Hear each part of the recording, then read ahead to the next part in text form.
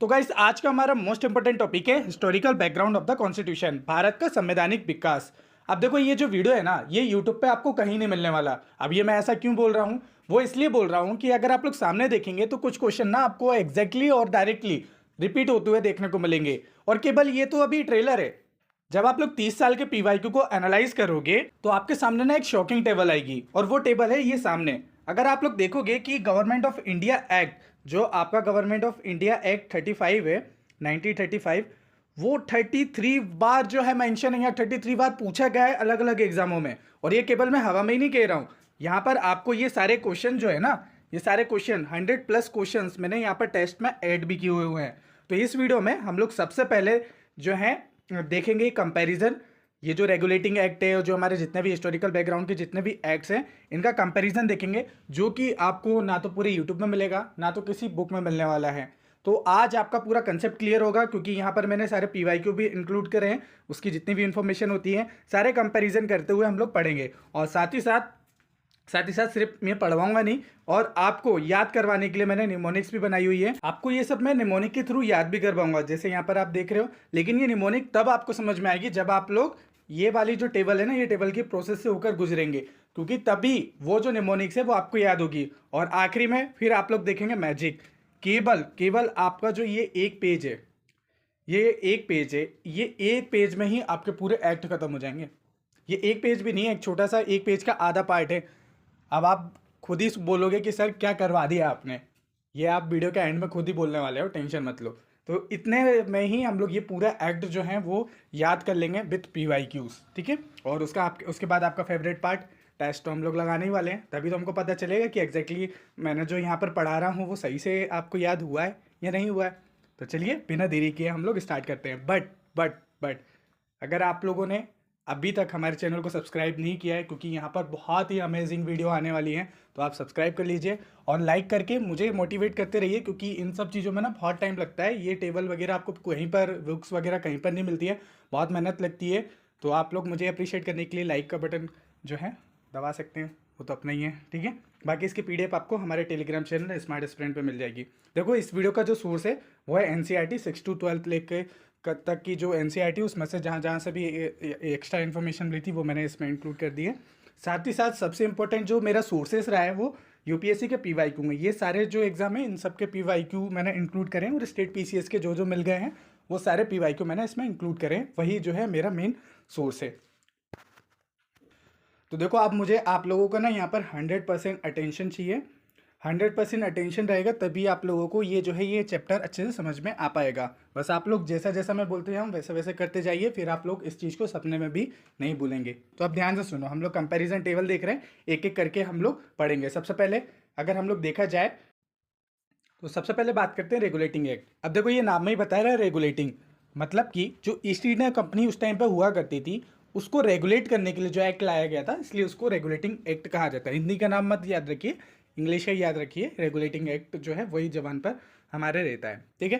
तो बेसिकली अगर आप देखोगे कि मैं वैसे अलग अलग पे इन सब पे वीडियो बना चुका हूँ, बट आप ये भी जान लो कि उस टाइम पे हुआ क्या करता था कि जो ईस्ट इंडिया कंपनी बहुत अत्याचार करती थी हमारे इंडिया पे जाके, करप्शन वगैरह करा करती थी। तो इसकी शिकायत जो है फिर ब्रिटिश गवर्नमेंट है उनको पहुंची, और फिर उन्होंने इसको रेगुलेट करने के लिए ये एक्ट लाया। अब देखो ये जो पास करा गया था ये ब्रिटिश पार्लियामेंट द्वारा जो करा गया था। अब देखो ये जो सारे एक्ट है ना, जैसे आज के टाइम पे हमारे इंडिया में एक्ट होते हैं, पहले वो बिल रहते हैं फिर एक्ट होते हैं, एक्ट बन जाते हैं। तो ऐसे ही वहाँ पे जो ब्रिटिश पार्लियामेंट है वहाँ पर भी ऐसे ही सिस्टम हुआ करता था। तो वो पहले जो ही ये एक बिल हुआ होगा और फिर दैन जाके ये एक्ट बन गया, ठीक है। तो ये ब्रिटिश पार्लियामेंट है, इसको पास किया था। पर्पज़ क्या था कि ये फर्स्ट ब्रिटिश कंट्रोल था over the east India company, मतलब कि यहाँ पर कंट्रोल कर रहे हैं ईस्ट इंडिया कंपनी को, ठीक है। तो उसको रेगुलेट करने के लिए लेकर आया गया था। अब देखो ध्यान रखना है, अब ये वाला जो अगला फैक्ट है ना, ये भी आपको अच्छे से ध्यान रखना है कि first parliamentary interface introduce the first legislative interface in east India Company affair. ये पूछा गया एग्जैक्टली यही कीवर्ड पूछे गए हैं आपके एग्जाम में। तो ध्यान रखना है कि ये पहला ऐसा इंटरफेयर था जो कि ईस्ट इंडिया कंपनी में जो है ब्रिटिश की पार्लियामेंट ने इंटरफेयर किया था, ठीक है। पहला ऐसा एक्ट था, ओके, ये पूछा गया है, ओके। साथ ही साथ ये पर्पस तो हमको पता चल गया।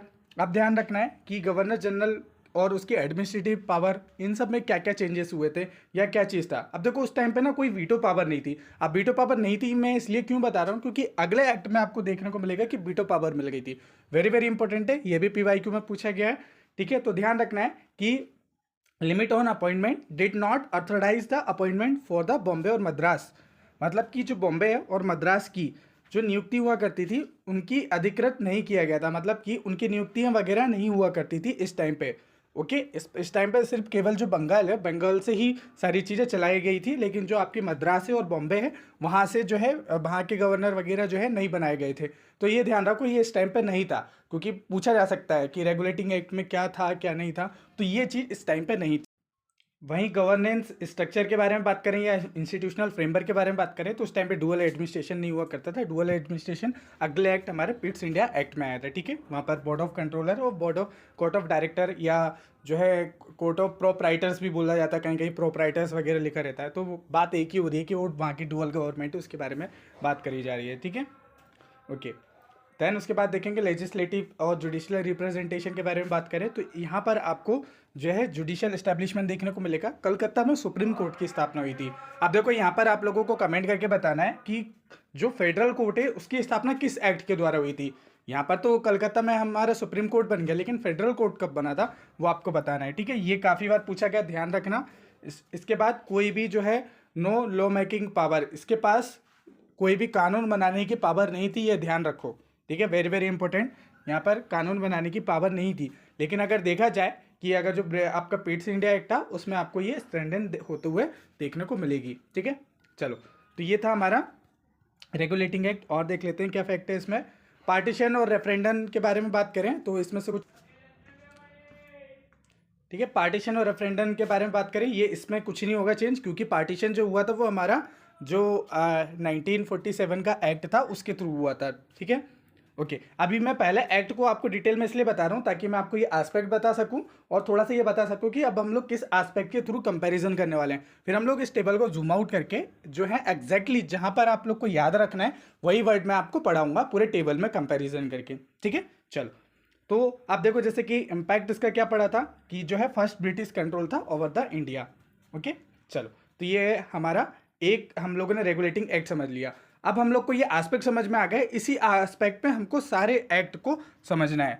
ठीक है, चलो एक एक करके देख लेते हैं। सबसे पहले पर्पस हम लोगों ने देख लिया कि फर्स्ट ब्रिटिश कंट्रोल था। इसके बाद जो आप देखोगे कि वैसे 20 साल में हर 20 साल में जो है इसको देखने के लिए या इसमें चेंजेस करने के लिए एक्ट आना था। बट क्या हुआ कि जो पहला एक्ट था, अब पहला एक्ट होता है तो उसमें काफ़ी सारी कमियां होती है ना, तो इसकी कमियों को दूर करने के लिए एक और एक्ट आया था, इसको एक्ट ऑफ सेटलमेंट कहा जाता है। तो उस पर मैं ऑलरेडी वीडियो बनाया हुआ हूँ, आप लोग देख लेना। बट लेकिन जो पिट्स इंडिया एक्ट था उसको फुल प्रूफ तरीके से कहा जाता है कि इसमें चेंजेस करे गए थे या रेगुलेटिंग एक्ट की कमियों को दूर करने के लिए लाया गया था। तो इसमें जो फिक्स द इशू ऑफ जो है इसके इशू को फिक्स करने के लिए ये एक्ट लाया गया था। ठीक है, देन इसी के बाद अगर देखा जाए प्रॉपर तरीके से रेगुलेटिंग के 20 साल बाद आपका जो एक्ट आया था, चार्टर एक्ट आया था। इसके बाद के जितने भी एक्ट है ना उनको चार्टर एक्ट कहा जाता है। ठीक है, चार्टर मतलब घोषणा पत्र होता है एक तरीके से। ओके, तो जो चार्टर एक्ट जो लाए थे वो भी ब्रिटिश पार्लियामेंट ने जो है पास किया था। इसमें भी काफ़ी सारे चेंजेस हुए थे। इसका पर्पस क्या था, अब जैसे देखो इसमें तो फिक्स कर दिया था इशू रेगुलेटिंग एक्ट के, लेकिन ये चार्टर एक्ट का क्या फंडा था, इसमें ना एंड करी गई थी जो ईस्ट इंडिया कंपनी की ट्रेड मोनोपोली है उसको, उसका मेन मकसद ये था। बट अब भी हम लोग पिट्स इंडिया एक्ट के बारे में बात कर रहे हैं, तो यहाँ पर आप देखोगे कि इसका पर्पस रेगुलेटिंग एक्ट की कमियों को दूर करना था। वहीं पर गवर्नेंस या गवर्नर जनरल में देखें तो यहाँ पर वीटो पावर जो है उस टाइम पे जो गवर्नर जनरल हुआ करते थे उनको वीटो पावर दी गई थी। और वहीं पर बात करें डुअल गवर्नमेंट के लिए तो वेरी वेरी वेरी इंपॉर्टेंट है कि पिट्स इंडिया एक्ट के थ्रू जो है डुअल गवर्नमेंट आई थी। देखो अब बहुत सारे लोग ने डायरकी और डुअल गवर्नमेंट में कंफ्यूज होते हैं। देखो डायरकी का मतलब होता है द्वैत शासन, दो तरीके से शासन हो रहा है। ठीक है, अलग अलग तरीके से। वैसे डुअल गवर्नमेंट भी एक तरीके से कहते हैं वो डायरकी थी। बट अगर आप देखा जाएगा कि पीवाईक्यू में कौन कौन से क्वेश्चन डायरकी का मतलब एग्जैक्टली कौन सा एक्ट बताया गया, तो वो आपका मॉन्टेग्यू चेम्सफोर्ड वाला एक्ट आएगा। अभी मैं आगे क्लियर करने वाला हूँ, मैंने नीचे इमेज भी डाली हुई है तो उसकी टेंशन मत लो, आपको कन्फ्यूजन जो है ना वो सारा दूर हो जाएगा। अभी आप बस समझते जाओ, सुनते जाओ ध्यान से। हाँ, नोट्स भी अभी बनाने की जरूरत नहीं है, नोट्स बनाने की जरूरत नहीं, वो नीचे लास्ट में जो टेबल आएगी ना, वो टेबल को ही बस आप लोगों को बनाना है, उस टेबल से रिवीजन करना है। बाकी इसकी पीडीएफ आपको टेलीग्राम चैनल पे मिल जाएगी, ठीक है।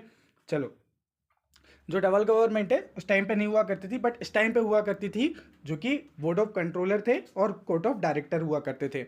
अब देखो यहाँ पर ध्यान रखना है कि इनको आपको इनके ना ये ध्यान रखना है कि बोर्ड ऑफ कंट्रोल जो थे वो पॉलिटिकल सिस्टम को संभालते थे, और जो कोर्ट ऑफ डायरेक्टर थे ये कमर्शियल सिस्टम को संभाला करते थे। अब देखो यहाँ तक तो सारे कंट्रोल जो है ना वो ईस्ट इंडिया कंपनी ही देखा करती थी, उसी के सेक्शन को डिवाइड कर दिया गया था। अब इस टाइम पे जुडिशियल सिस्टम देख रहे थे कि वो इस्टेब्लिश्ड हो गया था, बट ना गवर्नर और जो उस टाइम के कोर्ट मतलब कि जो कोर्ट हुआ करती थी, सुप्रीम कोर्ट या जो एलिजा पे हुआ करते थे, जो उस टाइम के जज हुआ करते थे, इन दोनों के बीच में ना झगड़े हुआ करते थे, क्योंकि क्लियरली डिफाइन ही नहीं था कि एग्जैक्टली किसका काम क्या रहेगा और किसकी शक्तियाँ कितनी रहेंगी, वो क्लियरली डिफाइन नहीं था। बट जो पीट्स इंडिया एक्ट था उसमें ना एक तरीके से जो उसका ब्रिटिश लेजिस्लेचर है उसको स्ट्रेंथ करा गया, उसको स्ट्रॉन्ग करा गया, और जो गवर्नर है उसकी पावर को बढ़ा दिया गया।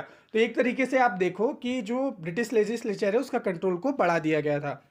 ओके, वहीं पर जो है पार्टीशन वगैरह तो कुछ इसमें है ही नहीं। इम्पैक्ट की बात करें तो स्ट्रेंथन करने का काम कर रहा था ब्रिटिश रूल का, ठीक है, बस इतना ही ध्यान रखना है। चलो, तो अब पिट्स इंडिया एक्ट जो है वो आप कह सकते हो कि रेगुलेटिंग एक्ट और पिट्स इंडिया एक्ट ये दोनों मिला के एक ही एक्ट है। इनका मेन पर्पस एक ही था, रेगुलेट करना ईस्ट इंडिया कंपनी को। फिर इनको रिव्यू करने के लिए 20 साल बाद, रेगुलेटिंग एक्ट को रिव्यू करने के लिए 20 साल बाद एक एक्ट आना था जिसका नाम था चार्टर एक्ट। तो फिर वो चार्टर एक्ट आ गया, ठीक है। इसमें बेसिकली क्या गया उसमें जो ईस्ट इंडिया कंपनी थी, मतलब कि जो कंपनी के जो सोल्जर वगैरह हुआ करते थे, तो उनकी जो कंपनी है उसकी ना मोनोपोली को ना ख़त्म कर दिया गया था, ट्रेड मोनोपोली को ख़त्म कर दिया गया था, बट कुछ चीज़ छोड़ दी गई थी। तो ट्रेड मोनोपोली में जो है वो एंडेड कर दी गई थी पार्शली। अब वो क्या कर सकते थे कि वो टी का ट्रेड कर सकते थे, चाय की जो है वो ट्रेड कर सकते थे, और चाइना के साथ ट्रेड कर सकते थे, है ना। ये ध्यान रखो कि ट्रेड मोनोपोली एंडेड हो गई थी, उनका एक अधिकार जो था वो जो है अब टी पे था और चाइना के साथ कर सकते थे, ठीक है। Assertion of the crown sovereignty and asserted British crown sovereignty, मतलब कि ब्रिटिश क्राउन की सर्वोच्चता स्थापित की गई थी। ध्यान रखो ये चीज़ पूछा गया है 2019 में कि assertion of the crown sovereignty asserted British crown sovereignty, ठीक है, ये ध्यान रखना है। ओके, इसके बाद रेवेन्यू कंट्रोल के बारे में बात करें तो revenue note place under the parliament control. तो उस टाइम पे जो रेवेन्यू हुआ करता था वो आपको पार्लियामेंट कंट्रोल के अंडर नहीं देखने को मिलता था। ध्यान रखो ये भी पूछा गया है। ओके, इसके बाद जो एजुकेशन फंडिंग दी गई और 1 लाख रुपए दिए गए इसके माध्यम से शिक्षा के लिए, ठीक है, ध्यान रखो 1 लाख रुपए शिक्षा के लिए दिए गए थे। वो किस एक्ट में दिए गए थे? वो एक्ट में दिए गए थे आपका जो चार्टर एक्ट था 1813 का, ठीक है। 1 लाख रुपए दिए गए थे। एक तरीके से आप कह लो कि इस टाइम पे इंग्लिश एजुकेशन को प्रमोट किया गया था। जो क्रिश्चियन मिशनरी थे उन लोग को भी जो है अलाउ कर दिया था हमारे इंडिया में, ठीक है। वीटो पावर में कोई मतलब जो है गवर्नर की पावर में कुछ ऐसा मेजर चेंजेस आपको नहीं देखने को मिलेगा। और वहीं अगर बात करें गवर्नेंस के स्ट्रक्चर में, उसमें भी कुछ चेंजेस नहीं देखने को मिलेंगे आपको, ठीक है। बाकी और भी नीचे चैलेंजेस आपको चेंजेस नहीं देखने को मिल रहे हैं। बस एक तरीके से कह सकते हो कि जो ब्रिटिश का ट्रेड था उसका डोमिनेंस को इंक्रीज करा गया था। ओके, बाकी ईस्ट इंडिया कंपनी की ट्रेड मोनोपोली को ख़त्म कर दिया था। ओके, चलो बस इतना ध्यान रखना है। इसके बाद देखते हैं, इसके बाद फिर से 20 साल में एक एक्ट आना था, तो फिर से 20 साल बाद एक्ट आया जिसको बोला गया चार्टर एक्ट 33। अब देखो इसमें इस एक्ट में हुआ क्या था। अब पहले तो हम लोगों ने देखा था कि जो ट्रेड मोनोपोली थी उसमें वो एंड कर दी गई थी, सिर्फ टी का ट्रेड कर सकते थे। बट ना इसमें ना एक तरीके से उनको पूरी तरह से जो मोनोपोली है ना उसको ख़त्म ही कर दिया। जो उनका कमर्शियल रोल हुआ करते थे उसको एंड कर दिया गया, ठीक है। और अपॉइंटमेंट करा गया गवर्नर जनरल को, ठीक है। गवर्नर जनरल को पहले हुआ क्या क्या करता था, ध्यान रखो यहाँ से क्वेश्चन पूछा गया है कि जो गवर्नर जनरल ऑफ बंगाल थे इनको गवर्नर जनरल ऑफ इंडिया कहा जाने लगा, ठीक है। जीजीबी को जीजीआई बोला जाने लगा, किस एक्ट के माध्यम से? ध्यान रखो वेरी वेरी इंपॉर्टेंट है, यही क्वेश्चन पीवाईक्यू में भी आया हुआ है 1833 में, ठीक है। अब पहले तो वो बंगाल के गवर्नर हुआ करते थे, अब भारत के गवर्नर कहा जाने लगा था, ठीक है। तो ये आया हुआ है क्वेश्चन। ओके, इसके बाद और क्या चेंजेस हुए हैं? देखो, अगर गवर्नर जनरल की पावर में या एडमिनिस्ट्रेशन पावर में देखेंगे तो यहाँ पर जो सेंट्रल अथॉरिटी है, आप जैसे नाम से ही आपको पता चल रहा है कि अगर उसका बंगाल से भारत का गवर्नर बनाया जा रहा है तो ऑब्वियसली उसकी पावर को इंक्रीज करा जाएगा। तो हाँ, कंट्रोल जो है वो बढ़ा दिया गया था। ठीक है। और जो है सेंट्रलाइज गवर्नेंस कर दी गई थी, क्योंकि भारत का गवर्नर हो गया ना, वो लेजिस्लेटिव काउंसिल बनाई गई थी। ये ध्यान रखो, लेजिस्लेटिव काउंसिल जो है वो यहाँ पर बनाई गई थी। ठीक है। और क्या हुआ चेंजेस? हाँ, ईस्ट इंडिया कंपनी का जो रोल है उसको ख़त्म कर दिया गया। इसको वो राहुल जी वाला डायलॉग मार के बजा दिया, ख़त्म, टाटा बाय बाय, जाओ तुम अपना काम करो। तो ईस्ट इंडिया कंपनी के जो कमर्शियल रोल है वो यहाँ पर ख़त्म कर दिया गया था। बस इतना ही ध्यान रखो। ठीक है। देखो, पढ़ने को तो बहुत डिटेल में आपने देखा होगा, ये सारी चीज़ मैं ऑलरेडी डिटेल में 20-20 30 मिनट की बनाया हुआ हूँ। यहाँ पर से केवल जो काम का है ना, जो एग्जाम में आया हुआ है PYQ में, और जो आपका आ सकता है, वो चीज़ ही मैंने इसमें इंक्लूड करी है। ठीक है, जो आपको पता होना चाहिए। चलिए, इसके बाद क्या होता है कि इसको देखने के लिए हर 20 साल में आना है ना एक्ट, तो फिर आपका चार्टर एक्ट आता है 1853 में। तो देखो, इसको भी ब्रिटिश पार्लियामेंट ने ही करा था। देखो, सारे ब्रिटिश पार्लियामेंट में कर रहे हैं, तो ये वाला टॉपिक मैं मतलब ये वाला पॉइंट मैं रिपीट नहीं करूँगा। ठीक है। और तो इसमें क्या हुआ था कि ईस्ट इंडिया कंपनी की जो रूल है उसको एक्सटेंड कर दिया गया था, और इसमें कोई लिमिट नहीं बताई गई थी कि अब ये 20 साल बाद वापस से रेगुलेट करेंगे या 20 साल बाद वापस से जो है हम देखने वाले हैं। तो एक तरीके से बोल दिया था कि अब मतलब कि अनलिमिटेड दे दिया था, अब जब भी देखा जाएगा जैसा भी रहे। तो इसका ना साइड इफेक्ट ये रहा कि इसके बाद से जो ईस्ट इंडिया कंपनी थी ना, वो अपनी मनमानी करने लगी। अब वो अपनी मनमानी करने लगी, मनमानी करते करते उसने इतना बुरा हाल कर दिया था ना हमारे इंडिया का। आप देखोगे, नील विद्रोह हुए थे, कितने सारे किसान आंदोलन हुए थे, और उसके बाद ट्राइबल मूवमेंट, ट्राइबल जो है कितने सारे मूवमेंट हुए थे। वो आप देखोगे कि इसके बाद ही आपको बहुत सारी चीज़ें जो है ना हमारे इंडिया में गड़बड़ होते हुए देखने को मिलेगी। काफ़ी सारे विद्रोह हुए थे, और वो विद्रोह आपने देखा, वो विद्रोह से भी क्वेश्चंस आते हैं, वो सारे मूवमेंट्स वगैरह से भी क्वेश्चन आते हैं। मैं सब करवा दूंगा, टेंशन मत लो, और याद भी करवा दूंगा। आप में से बहुत सारे लोग को याद करने में प्रॉब्लम होती है ना कि किसान विद्रोह किसने किसने किया, वो सब चीज़ मैं याद करवा दूंगा आपको। ठीक है, जैसे ये याद करवा रहा हूँ ना, वैसे वो भी करवा दूंगा। बस आप लोग जुड़े रहो, टेंशन मत लो, मैं हूँ ना। अब नहीं रहेगा कोई भी डर, क्योंकि आपके साथ है ना स्मार्ट सर। चलो, इसके बाद देखो, इसमें हुआ क्या था कि जो ईस्ट इंडिया कंपनी है उसके रूल को एक्सटेंड कर दिया गया था, कोई फिक्स टेन्योर वगैरह नहीं दिया गया था इसमें। और बाकी रिड्यूस करी गई थी जो प्रेसिडेंसी पावर थी ईस्ट इंडिया कंपनी की, और साथ ही साथ रिड्यूस करे गए थे कंपनी को रोल, कंपनी के जो रोल हैं उनको, और इंक्रीज करी गई थी पावर काउंसिल मेंबर्स की। जो उस टाइम पे काउंसिल मेंबर हुआ करते थे, काउंसिल मेंबर आप एक कह सकते हो कि उस टाइम पे कैबिनेट हुआ करती थी। ठीक है, जो कि बड़े बड़े डिसीजन वगैरह लिया करती थी, गवर्नर की काउंसिल आप इसको कह सकते हो। ठीक है। फर्स्ट लॉ कमीशन यहाँ पर इंट्रोड्यूस किया गया था। अब आपको यहाँ पर ये बताना है कि जो फर्स्ट लॉ कमीशन वो आया था, उसके जो मतलब उसका फर्स्ट मेंबर कौन थे, उन्होंने ही IPC का निर्माण कराया। मैं हिंट दे रहा हूँ आपको। ठीक है, फर्स्ट मेंबर वो कौन थे आपको बताना है। ठीक है, कमेंट करके बताना। अब बहुत सारी चीज़ें डिटेल में यहाँ पर आपको देखने को मिल रहा होगा कि जब मैं आपको डिटेल में वो को सारे एक्ट पढ़ा रहा था, कितनी सारी चीज़ें यहाँ पर मिस होते हुए देखने को मिल रही है। लेकिन यहाँ पर उतनी ही चीज़ें लिखी हैं जितनी एग्जाम के लिए काम काम की है। आप लोग इतना भी देख लेते हैं ना, आपके पूरे एग्जाम के क्वेश्चन जो है ना वो सॉल्व हो जाएंगे। ओके, बाकी वो भी देखते रहिएगा आप लोग। जो पुराने ये जो एक्ट डिटेल में मैंने करवाए, एक बार उनको वीडियो को फास्ट फॉरवर्ड करके देख लीजिएगा। ठीक है। अब देखो, आपको जैसे मैंने बता ही दिया है कि जो 1853 था उसके बाद काफ़ी सारी जो हैं प्रॉब्लमें होने लगी थी, और आपने देखा होगा काफ़ी सारे विद्रोह हुआ होने लगे थे। और जितनी भी ईस्ट इंडिया कंपनी थी, वो जो इंडिया के रिलीजन हुआ करते थे, उनके जो कल्चरल और ट्रेडिशन हुआ करते थे, उसमें इंटरफेयर करने लगे थे। अब जिसके कारण जो इंडिया के लोग थे उनके बीच में ना आक्रोश आ गया था, एक तरीके से कह लो कि गुस्सा आ गया था कि बस अब इन लोगों की वाट लगानी है तो लगानी है। तो वो वाट लगाने के लिए एक तरीके से आप कह सकते हो उस टाइम पे सब्सिडरी अलायंस हुआ करते थे, जो डॉक्ट्रिन ऑफ लेफ्ट हुआ करते थे।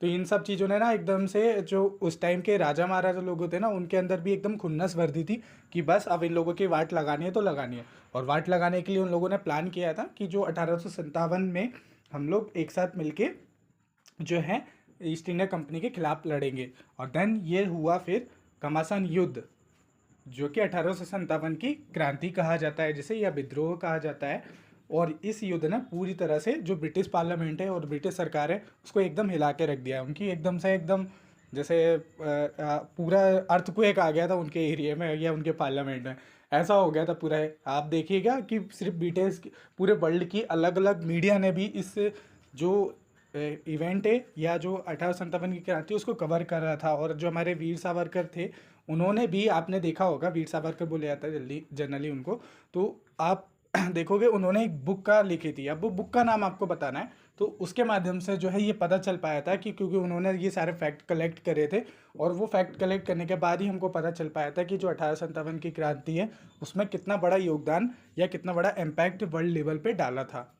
ओके, चलो, तो वैसे तो अभी हम लोग 1857 की क्रांति नहीं पढ़ रहे हैं, बट ये जो क्रांति हुई थी इसके कारण जो है ब्रिटिश सरकार जागी, और उन्होंने फिर ईस्ट इंडिया कंपनी के जो रूल है या ईस्ट इंडिया कंपनी जो है उसको पूरा तरह से बोल दिया कि तुम सब कुछ छोड़ छाड़ो, अब हम लोग जो है हम भारत को संभालेंगे।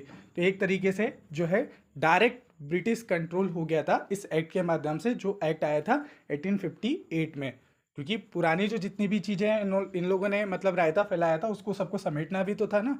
ठीक है, तो अब क्या करा गया इसमें, डायरेक्ट जो है ब्रिटिश का जो है रूल वो आ गया। और एक तरीके से आप कह सकते हो कि ये वाला जो एक्ट है इसमें से ट्रांजिशन एक्ट कह सकते हो, क्योंकि इससे पहले कंपनी शासन करती थी, अब जो है क्राउन शासन यानी कि वहाँ की महारानी है जो ब्रिटिश सरकार है वो शासन करेगी। ठीक है, तो वो शासन ट्रांसफ़र हो गया था इस एक्ट के माध्यम से। तो वेरी वेरी इंपॉर्टेंट है, ये पूछा गया है।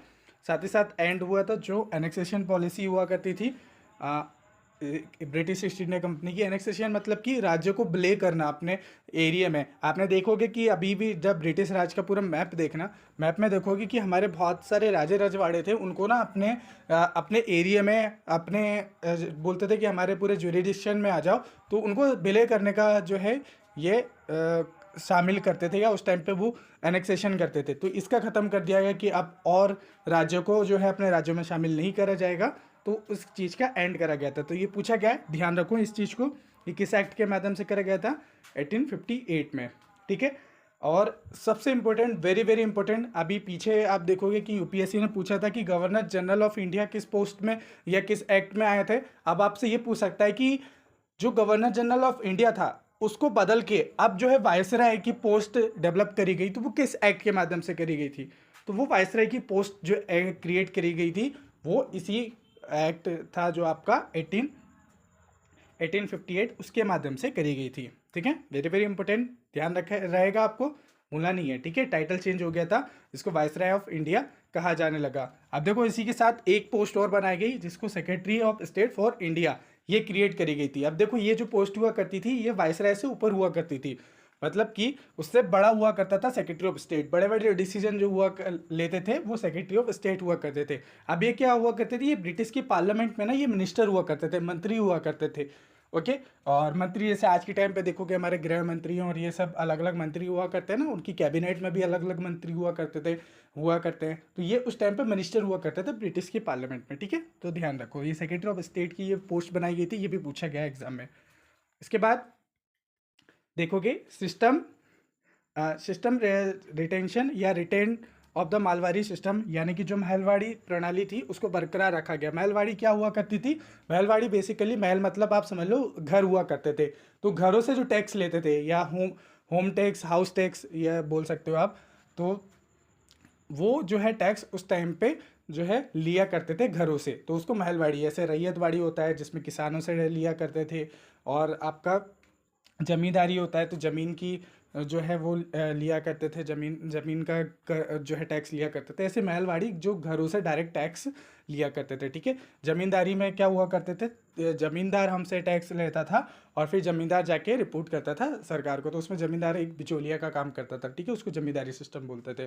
ओके, रैयतवाड़ी में किसानों से डायरेक्ट लेती थी सरकार, और महलवाड़ी में जो उनके घरों का टैक्स लिया करता था, तो घरों से डायरेक्ट टैक्स लेते थे, तो ऐसा हुआ करता सिस्टम। तो महलवाड़ी सिस्टम इस टाइम पे कंटिन्यू था इस एक्ट के माध्यम से, आपको ध्यान रखना है। ठीक है, चलो, ब्रिटिश क्राउन का डायरेक्टली कंट्रोल आ गया। ओके, जो प्रोविंशियल काउंसिल थी, सेंट्रल और प्रोविंशियल काउंसिल थी, वो फॉर्म हुई, सेंट्रल लेवल पे अलग और प्रोविंशियल लेवल पे अलग जो है फॉर्म हो गई। और क्या चेंजेस हुए, डायरेक्ट ब्रिटिश रूल आ गया।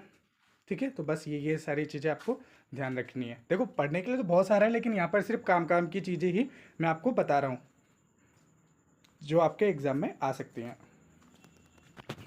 अब देखो हुआ क्या था कि जो अपना 1858 था, इस टाइम पे जो फर्स्ट वायसराय बने थे वो लॉर्ड कैनिंग थे, और आपको ध्यान रखना है कि लॉर्ड स्टैनली उस टाइम के जो है सेक्रेटरी ऑफ स्टेट बने थे, तो आपको ये ध्यान रखना है, उनके नाम भी आपको कमेंट करके बताना है। कमेंट अब मैंने बता ही दिया आप लोगों को। तो जो वायसराय हैं, वायसराय वो इस टाइम पे बने थे। आपको ये ध्यान रखना है कि जो क्वींस प्रोक्लेमेशन हुआ था, यानी कि महारानी का जो घोषणा पत्र था, उसमें क्या क्या चीज़ें लिखी थी और वो क्या क्या चीज़ें लिखी थी, और साथ ही साथ आपको ये बताना है कि वो कौन सा दरबार था जहाँ पर ये अनाउंस कराया गया था कि जो अब क्राउन शासन आ रहा है। तो वो कमेंट करके बताना है आप लोगों को, ठीक है। चलो, हाँ, और आपको ये भी बताना है कि last governor general of India कौन रहे थे और first governor general of India कौन थे। पहले कमेंट करके बताओ, फिर देखता हूँ, बाकी तो मैं आपको बताऊंगा ही। ओके, क्योंकि बहुत सारी चीज़ें यहाँ पर हम लोग मिस कर रहे हैं, और वो इसलिए भी मिस कर रहे हैं क्योंकि हम यहाँ पर सिर्फ जो काम का है हमारा क्रक से जो एग्जाम में पूछा गए क्वेश्चन है, उन चीज़ों को कवर करना है, ठीक है। चलो, अब देखो होता क्या है कि इसके बाद आप देखोगे लगातार 3 काउंसिल एक्ट आए थे, वो इसमें ही सुधार करने के लिए, क्योंकि इससे पहले हुआ करता था कि जो रिलीजियस इंटरफेयर वगैरह कर रहे थे, वो सारी चीज़ों में धीरे धीरे धीरे जो है अब सुधार करना जाने लगा था। तो इसके बाद जो है 1861 में एक काउंसिल एक्ट आता है जिसमें डिसेंट्रलाइजेशन ऑफ पावर करा गया, डिसेंट्रलाइजेशन ऑफ पावर करा गया, और साथ ही साथ जो गवर्नेंस है उसमें जो है रेस्ट्रिक्शन वगैरह लगाए गए, या आप कह सकते हो कि उनका जो है पुनर्गठन करा गया या रीस्ट्रक्चर वगैरह करा गया। रिस्ट्रिक्शन नहीं, रीस्ट्रक्चर वगैरह करे गए थे, ठीक है। थोड़ा सा और मैं जूम कर देता हूँ। रीस्ट्रक्चर वगैरह करा गया गवर्नेंस का, ठीक है। तो इसमें क्या करा गया इन्होंने, आप देखोगे कि वायसराय की पोस्ट में उसमें कुछ ज़्यादा चेंजेस वगैरह नहीं हुए हैं,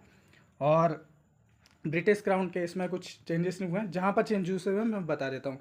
अब देखो, जो काउंसिल हुआ करती थी उनकी, जिसमें मेंबर हुआ करते थे, एक तरीके से वही डिसीजन आप कह सकते हो, कैबिनेट कह सकते हो उस टाइम की।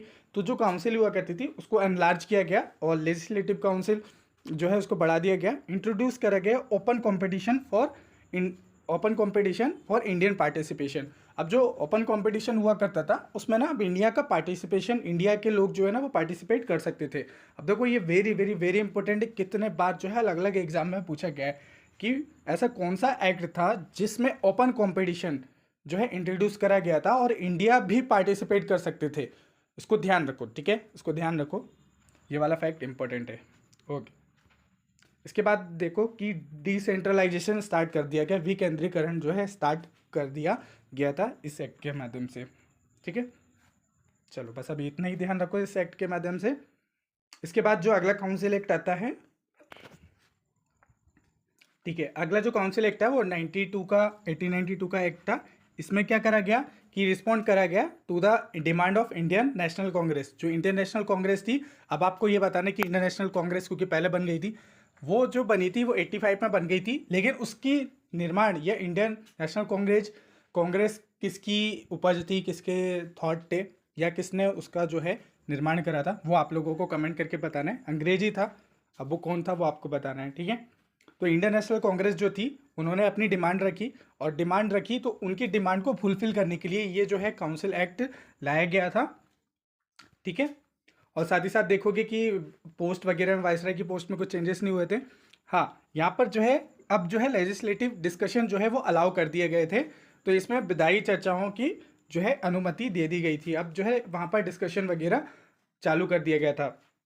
प्रिंसिपल ऑफ इलेक्शन इंक्रीज कर दिए गए थे, इलेक्टेड मेंबर जो है उसमें आने लगे थे। इंट्रोड्यूस कराया गया था प्रिंसिपल ऑफ इलेक्शन, यानी कि आपको ध्यान रखना है कि निर्वाचित सदस्यों की संख्या जो है वो बढ़ाई गई थी और चुनाव के सिद्धांत को पेश किया गया था। एक तरीके से इस टाइम पे जो है अब इलेक्शन जो है वो शुरुआत कर दी थी कि अब जो है हमारे इंडिया में अब इलेक्शन होना शुरुआत हो जाएंगे, लोग इलेक्टेड होकर आना शुरू हो जाएंगे। तो ये ध्यान रखो, वेरी वेरी इंपॉर्टेंट है, ये पूछा भी गया है कि फर्स्ट टाइम जो है इलेक्शन की शुरुआत कब कर दी गई थी, वो कर दी गई थी यह आपका काउंसिल एक्ट था उसके माध्यम से, ठीक है।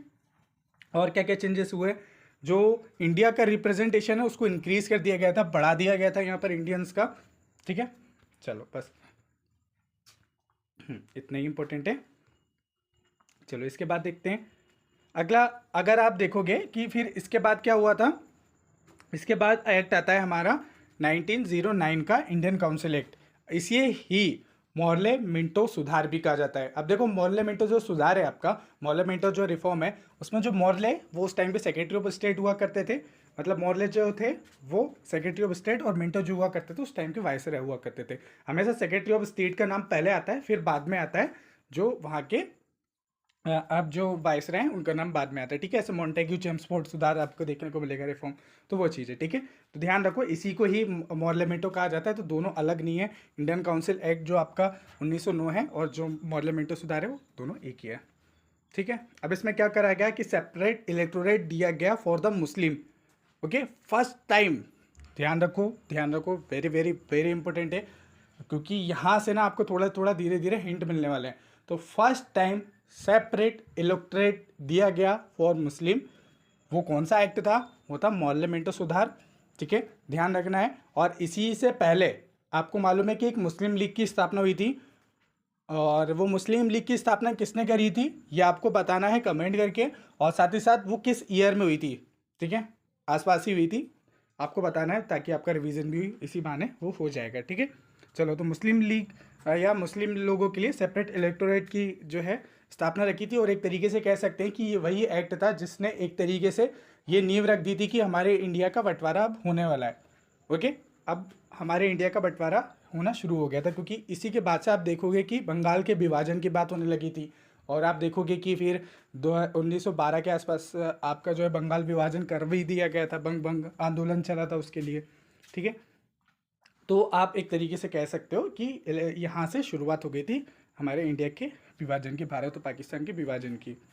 और क्या हो गया, मुस्लिम लीग को स्ट्रेंथन करा गया, साथ ही साथ सेपरेट इलेक्टोरेट जो है ये बता ही चुका हूँ आपको, ओके। चलो, और कुछ इसका और ज़्यादा इम्पोर्टेंट फैक्ट यहाँ से आपको देखने को नहीं मिलते हैं, ठीक है। इसके बाद जो है वह है 1919। 1919 में क्या हुआ था? तो 1919 में भारत सरकार अधिनियम में आया, इसको मॉन्टेग्यू चेम्सफोर्ड सुधार भी कहा जाता है, मॉन्टेग्यू चेम्सफोर्ड रिफॉर्म भी कहा जाता है, ओके। ये सबसे इम्पोर्टेंट है, और जो सबसे ज़्यादा जाना जाता है वो जाना जाता है डायआर्की के लिए। डायआर्की, ध्यान रखो, डायआर्की मतलब द्वैध शासन। तो द्वैध शासन इंट्रोड्यूस किया गया था। अब ध्यान रखना कि द्वैध शासन कहाँ पर इंट्रोड्यूस किया गया था, सेंटर में या प्रोविंशियल लेवल पे? तो देखो, प्रोविंशियल लेवल पे जो है वो आपका जो है डायआर्की इंट्रोड्यूस करी गई थी, और उसमें जो सब्जेक्ट रखे गए थे कि जो डायआर्की है, द्वैध शासन है, तो प्रोविंशियल लेवल पे जो सब्जेक्ट रखे गए थे वो ट्रांसफर थे और रिजर्व लिस्ट के थे। अब देखो, यहाँ पर ध्यान रखना है कि जो ट्रांसफर और रिजर्व लिस्ट में कौन कौन से सब्जेक्ट आते हैं, कौन कौन सी चीज़ें आती हैं, ये क्वेश्चन पूछा भी गया है, ठीक है। तो वो सब्जेक्ट को आपको ध्यान रखना है, उसके लिए आपको क्या करना है, अभी आप जाना सर्च करना, और जाके लूसेंट में वैसे पूरा चार्ट बना हुआ है इसका। और अगर आप देखोगे कि मैंने हिंदी मीडियम वाले जो एनिमेशन वीडियो बनाए हुए हैं, फनी जी के ट्रिक पे डले हुए हैं, मैंने आपको आज सुबह सजेस्ट भी करा था कि एक बार जाके देख लेना, उसमें मैंने ये सारे सब्जेक्ट बताए हुए हैं, तो एक बार जाके आप उसको देख लीजिएगा। शॉर्ट में है, 8 मिनट की 5 मिनट की वीडियो, तो पूरा उसको देख लेना। नीचे कमेंट से आपको मिल जाएगा डिस्क्रिप्शन में उसका लिंक, तो आप जाके उसको देख लीजिएगा, ठीक है, देख लीजिएगा। तो उसमें ना ये सब्जेक्ट से भी क्वेश्चन आने लगे हैं आजकल, एक क्वेश्चन यूपीएससी ने पूछा था, तो ध्यान रखना है, ठीक है। ट्रांसफर सब्जेक्ट और रिजर्व लिस्ट में कौन कौन से सब्जेक्ट आते हैं, ओके। और क्या इंपॉर्टेंट है इसके लिए, प्रोविंशियल लेवल पे डायआर्की, और हाँ, लेजिस्लेटिव बजट पावर जो है, या कह सकते हो कि जो लेजिस्लेटर को एम्पावर किया गया था कि वो जो है अपना खुद का बजट जो है वो तैयार कर सकते हैं। तो खुद का बजट तैयार करने के लिए जो अधिकार है विधायिका को, वो मिल गया था, ठीक है। ध्यान रखना है कि जो उस टाइम पे अलग अलग लेजिस्लेचर हुआ करती थी, जैसे आज के टाइम पे देखोगे कि हमारे जो स्टेट है, स्टेट का बजट अलग होता है, हमारे सेंट्रल लेवल का बजट अलग होता है। तो जो हमारे लेजिस्लेटिव है, जो हमारे प्रोविंशियल है, प्रोविंस हैं अभी आज के टाइम पे, वो अपना बजट तैयार कर सकते हैं। तो ये पावर कब मिली थी, वो इस टाइम पे मिल गई थी, ठीक है, ध्यान रखना है आपको। और क्या इंपॉर्टेंट है, सेल्फ गवर्नेंस को जो है एक तरीके से यहाँ पर इम्प्रूव किया गया था, या सेल्फ गवर्नमेंट जो है गवर्नेंस आई थी, स्वशासन को मजबूती मिली थी। अब आपको यहाँ पर ये बताना है कि जो पंचायती राज है, ठीक है, पंचायती राज का जनक किसे कहा जाता है, वो थोड़ा रिलेटेड है यहीं से। तो पंचायती राज का जनक किसे कहा जाता है, कमेंट करके बताना, ठीक है। चलो, तो ये हो गया था हमारा मॉन्टेग्यू चेम्सफोर्ड सुधार। और भी अगर आपको कोई एक्स्ट्रा इन्फॉर्मेशन पता है इसके बारे में तो आप बता दीजिएगा, ठीक है। बाकी हाँ, एक चीज़ और है कि हमारा जो डिटेल वाला सीरीज चल रहा था उसकी पीडीएफ जो इनका और डिटेल में अगर आप पढ़ना चाहते हो तो उसकी पीडीएफ हमारे प्रीमियम ग्रुप में है, तो वहाँ से जाके आप लोग देख सकते हो। और आप लोगों के लिए खुशखबरी ये है कि हमारे जो नोट्स थे स्मार्ट PYQ नोट्स, इसको मैं ऑलरेडी लॉन्च कर चुका था। इंग्लिश मीडियम में हम लोगों ने ऑलरेडी लॉन्च कर लिए थे। तो अब फाइनली हमारे जो हिंदी मीडियम के एस्पिरेंट्स हैं उन लोगों के लिए भी अब फाइनली जो है ये नोट्स ट्रांसलेट हो गए हैं और आप लोगों को काफ़ी सारी चीज़ें जो हैं सब बेनिफिट मिलने वाले हैं। क्योंकि बहुत सारे लोग परेशान हो रहे थे कि सर हम PYQ लगा तो रहे हैं, अब हमें कंफ्यूज हो रहे हैं कि उसके नोट्स बनाएं या नहीं बनाएं, कैसे बनाएं, क्योंकि इतने सारे PYQ के नोट्स तो बनाने में, ऑर्गेनाइज करने में तो बहुत टाइम लग जाएगा। तो मैंने आप लोगों के लिए पूरा ऑर्गेनाइज कर दिया है। सारे हिंदी मीडियम वाले जो हैं इसको ले सकते हैं। बाकी इंग्लिश में तो ऑलरेडी आपको मैं प्रोवाइड करवा ही रहा हूँ, तो आप इसको ले सकते हैं। और मैंने जो ऑफ़र रखा था कि ये जो है आपका 599 रुपीज़ में है, बट जो 50 एस्पिरेंट है उनको जो है ये 399 रुपीज़ में मिलेगा। तो उन लोगों के लिए अब ये जो है ऑलरेडी 50 एस्पिरेंट गुजर हो चुके हैं, मतलब कि 50 एस्पिरेंट पूरे हो चुके हैं, बट अब मैं इसको इंक्रीज़ कर रहा हूँ। अब मैं 50 और मतलब कि 100 एस्पिरेंट के लिए ये 399 रुपीज़ कर रहा हूँ। तो ये आप लोगों के लिए ऑफ़र है, तो जल्दी से जाके इसको ग्रैब करिए, इसको आप लोग परचेस करिए। आप लोग जो है स्मार्ट एस्पिरेंट चैनल पे जाएंगे, वहाँ पर हेल्प स्मार्ट कर एस्पिरेंट करके आईडी मिलेगी, वहाँ पर आप लोग जाके मैसेज कर सकते हैं, या आप जो है व्हाट्सअप पर मैसेज कर सकते हैं। कॉल मत करिएगा, मैसेज कर सकते हैं, आपको ये 399 रुपीज़ में मिल जाएगी। ये आप लोगों के लिए गेम चेंजर हो सकती है आप लोगों की प्रिपरेशन में, तो आप लोग जाके इसको परचेस करिए। बहुत सारे लोग हिंदी मीडियम पर ध्यान नहीं दे रहे हैं, बट मुझे लगता है कि उनको अगर एक हिंट भी मिल जाएगा, एक थोड़ा सा सपोर्ट भी मिल जाएगा, तो आप कर डालोगे, आप कर दोगे। क्योंकि मुझे मालूम है कि हिंदी मीडियम वाले कंपटीशन में आ ही नहीं पाते हैं, जस्ट बिकॉज उन लोगों को सही तरीके से सोर्सेज नहीं मिल पाते हैं। तो बट आप टेंशन मत लो, मैं हूँ जितना, इसलिए मैंने सारे वीडियोस को भी हिंदी इंग्लिश दोनों बाइलिंगुअल कर लिया, तो आप लोगों को मिल जाएगा। साथ ही साथ अगर आप टेस्ट सीरीज़ के साथ लेते हैं इसको, तो टेस्ट सीरीज़ के साथ आपको ये 150 रुपये कम में, यानी कि 299 रुपीज़ में, 249 रुपीज़ में ये आपको मिल जाएगी। तो आप लोग जो है इसको टेस्ट सीरीज़ के साथ भी परचेस कर सकते हैं, जो कि हर हफ्ते लाइव होती है और बहुत सारे लोग जो है उससे बेनिफिट ले रहे हैं। ठीक है, अगला जो एक्ट आता है हमारे इंडिया का एक्ट 35 1935, ये सबसे इंपॉर्टेंट है। आप लोगों ने ऊपर टेबल में देखा होगा कि सबसे ज़्यादा क्वेश्चन जो आ रहे हैं वो यहीं से आ रहे हैं क्वेश्चन। मे भी हो सकता है कि इस पर मैं एक अलग से सेपरेट वीडियो बना दूंगा, बट अभी ध्यान रखो कि मैं जितने भी फैक्ट बता रहा हूँ ये सारे PYQ इसमें आपके कवर हो जाएंगे। देखो, ये जो है यहाँ पर सबसे पहले जानो कि जो है फेडरल स्ट्रक्चर जो है प्रपोज करा गया, बट वो इम्प्लीमेंट बाद में नहीं हुआ था। ये ध्यान रखो कि यहाँ पे जो ऑल इंडिया फेडरेशन है उसकी स्थापना किस एक्ट के माध्यम से करी गई थी, वो इसी के माध्यम से करी गई थी। एक तरीके से बोला गया था कि जो पूरा जो फेडरल स्ट्रक्चर है उसको इंट्रोड्यूस करा गया था, कि मतलब कि हमारे सेंट्रल लेवल पर भी सरकार होगी और हमारे जो है स्टेट लेवल पर भी जो है अलग अलग सरकार होगी। आज के टाइम पे आप देखते हो ना कि हमारी गवर्नमेंट को बोला जाता है कि वो फेडरल गवर्नमेंट है, बट वो सेंट्रली डिक्लाइन है थोड़ी सी, है ना, ऐसा बोला जाता है। फेडरलिज्म आप देखोगे कि कितना इंपॉर्टेंट थीम है हमारे UPSC में, आपके सिलेबस में एग्जैक्टली फेडरलिज्म वाला वर्ड भी है। ठीक है, तो ये फेडरल स्ट्रक्चर की स्थापना आप देखोगे कि आप कहाँ से आ रही है, आपकी 1935 से आ रही है। 1935 आप देखोगे कि इसी में ही सबसे ज़्यादा 200 से ज़्यादा अनुच्छेद देखने को मिलेंगे, आर्टिकल देखने को मिलेंगे, और सूचियाँ, अनुसूचियाँ यानी शेड्यूल भी यहाँ पर आपको देखने को मिलेगी। और आपका जो 90% हमारा कॉन्स्टिट्यूशन है ना, 90% कॉन्स्टिट्यूशन हमारा इंस्पायर इसी एक्ट से। तो ऑब्वियसली ये एक्ट इंपॉर्टेंट होगा कि नहीं होगा, यहाँ से क्वेश्चन आएंगे ही। तो यहाँ से आपको ध्यान रखना है कि ऑल इंडिया फेडरेशन की स्थापना कब हुई थी, वो यहीं पर हुई थी, बट ये बाद में जाके इम्प्लीमेंट नहीं हो पाई थी। ठीक है, साथ ही साथ क्या हुआ था कि जो गवर्नर जनरल हैं उनको जो ना रेसिडुअल पावर भी दी गई। अब रेसिडुअल पावर में क्या आता है कि वो एरिया आ जाते हैं, जो कि आपने देखा होगा कि आज के टाइम पे हमारी सेंट्रल लिस्ट है, स्टेट लिस्ट अलग है, बट लेकिन कुछ लिस्ट ऐसी होती है ना जो कि रेसिडुअल होती है, जो इन दोनों लिस्ट में नहीं आती है, लेकिन उसको कौन, जो सेंट्रल है वही देखती है। ठीक है, तो वो पावर जो है गवर्नर जनरल को दी गई थी, अवशिष्ट शक्तियाँ, या जो सब्जेक्ट जो है वो दोनों लिस्ट में नहीं आते हैं, स्टेट और सेंटर में, वो एक तरीके से वो कॉन्करेंट लिस्ट हो जाती है एक तरीके से। बट उसके अलावा भी अगर कोई सब्जेक्ट नहीं आता तो वो रेसिडुअल पावर में चले जाते हैं। ठीक है, प्रोविंशियल ऑटोनॉमी दी गई और फेडरल स्ट्रक्चर जो है उसको प्रमोट किया गया, और रेसिडुअल सब्जेक्ट है वो अलोकेट टू जो है फेडरल लेजिस्लेचर। मतलब कि एक तरीके से कह सकते हो कि जो रेसिडुअल सब्जेक्ट है वो जो है सब्जेक्ट जो थे वो फेडरल लेजिस्लेचर को दिए गए, यानी कि जो अपशिष्ट विषय हैं वो संघीय विधायिका को आवंटित किए गए थे। तो ध्यान रखो, देखो ये पूछा गया है। ओके, हाँ, एक चीज़ और जो था वो प्रांतों पे जो आपकी लगी हुई थी, डायरकी लगी हुई थी, उस डायरकी को प्रांतों से ख़त्म करके सेंट्रल पे जो है वो डायरकी एक तरीके से आ गई थी, या वहाँ से जो है वो हटा के, ये आप देख रहे हो ना कि फेडरल लेवल पे फेडरल लेजिस्लेचर पर वो सारी चीज़ें ट्रांसफ़र कर दी गई थी। ठीक है, इसके बाद आपको ध्यान रखना है, वेरी वेरी इंपॉर्टेंट, एक क्वेश्चन पूछा गया था कि एक तरीके से जो वुमेन है, वुमेन के लिए जो वोट दे सकती थी, वो जो एक्ट था वो आपका पहले वाला एक्ट था 1909 का एक्ट। ठीक है, 1919 का एक्ट जो मॉन्टेगी चेम्सफोर्ड था, उस टाइम पे महिलाओं को वोट देने का अधिकार दे दिया था। तो एक तरीके से कह सकते हो कि जो महिलाओं का रिप्रेजेंटेशन है, महिलाओं को एक तरीके से एम्पावरमेंट की बात जो है वो उस टाइम से शुरू हो गई थी। लेकिन अगर देखा जाए पूर्ण रूप से जो है रिजर्व करी गई सीट किसके लिए, वुमेन के लिए। ओके, वो एक्ट था 1935 का। इसमें बाइकैमरल लेजिस्लेचर जो है रिजर्व सीट फॉर वुमेन रखी गई, और फेडरल असेंबली में इसमें जो है 375 मेंबर हुआ करते थे, और काउंसिल ऑफ जो स्टेट हुआ करती थी वो उसमें 260 मेंबर हुआ करते थे। अब ध्यान रखो, ये पूछा गया है, ये आपके PYQ में CDS वगैरह में पूछा गया है। ध्यान रखो, ये एक तरीके से आप कह सकते हो कि उस टाइम पे जो हमारी आज के टाइम पे लोकसभा और राज्यसभा है ना, उस टाइम पे भी ये एक तरीके से राज्यसभा और लोकसभा हुआ करती थी। ठीक है, काउंसिल ऑफ स्टेट और आपके फेडरल असेंबली। फेडरल असेंबली को आप लोकसभा कह सकते हो और काउंसिल ऑफ स्टेट को आप कह सकते हो राज्यसभा उस टाइम की। ठीक है, तो इसमें ना आपकी जो है वुमेन के लिए सीट्स रिजर्व करी गई थी।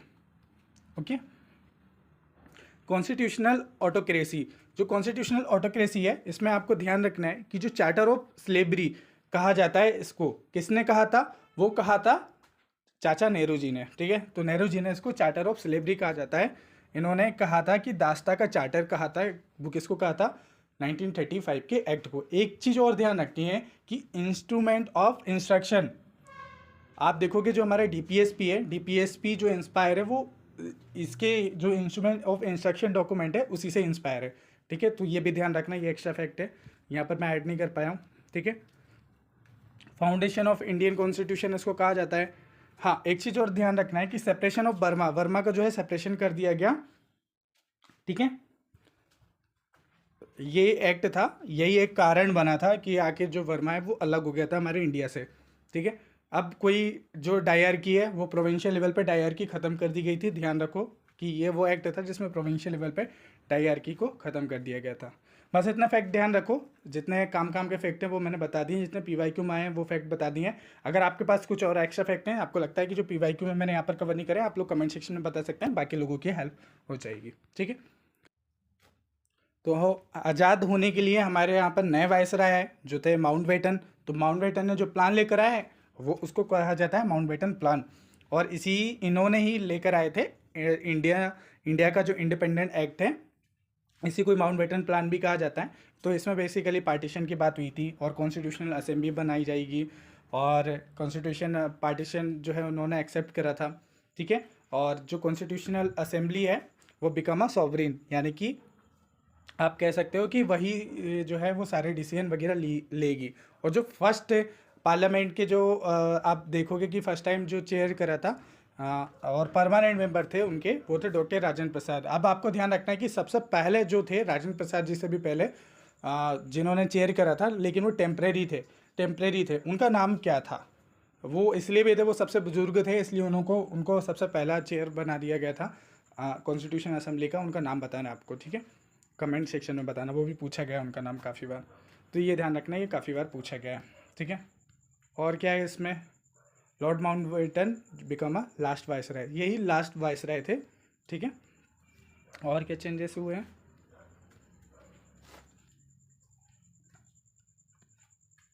पार्टीशन जो हुआ गया था और एक्सेप्ट कर दिया गया था, जो पार्टीशन है नॉर्थ वेस्ट फ्रंटियर प्रोविंस है, और आपका शैलेट रेफरेंडम है, यानी कि पाकिस्तान जो है उसमें वॉन हो गया था, जीत दिया था। इंडिया पाकिस्तान नाम के दो जो है देश बने थे 15 अगस्त जो है 1947। तो ये हमको याद है, हमसे एक दिन पहले, ताकि उसको पाकिस्तान ने अपने ईगो को ध्यान में रखते हुए उसने वो हमसे आज़ादी एक दिन पहले बनाता है। ठीक है, चलो, तो ये थे पूरे एक्ट। आई होप आपको ये वाले जो एक्ट हैं अब थोड़ा सा समझ में आ गए होंगे, काफ़ी डिफरेंस समझ में आ गया होगा। जितने काम का मैंने उतना करवा दिया आप लोगों को।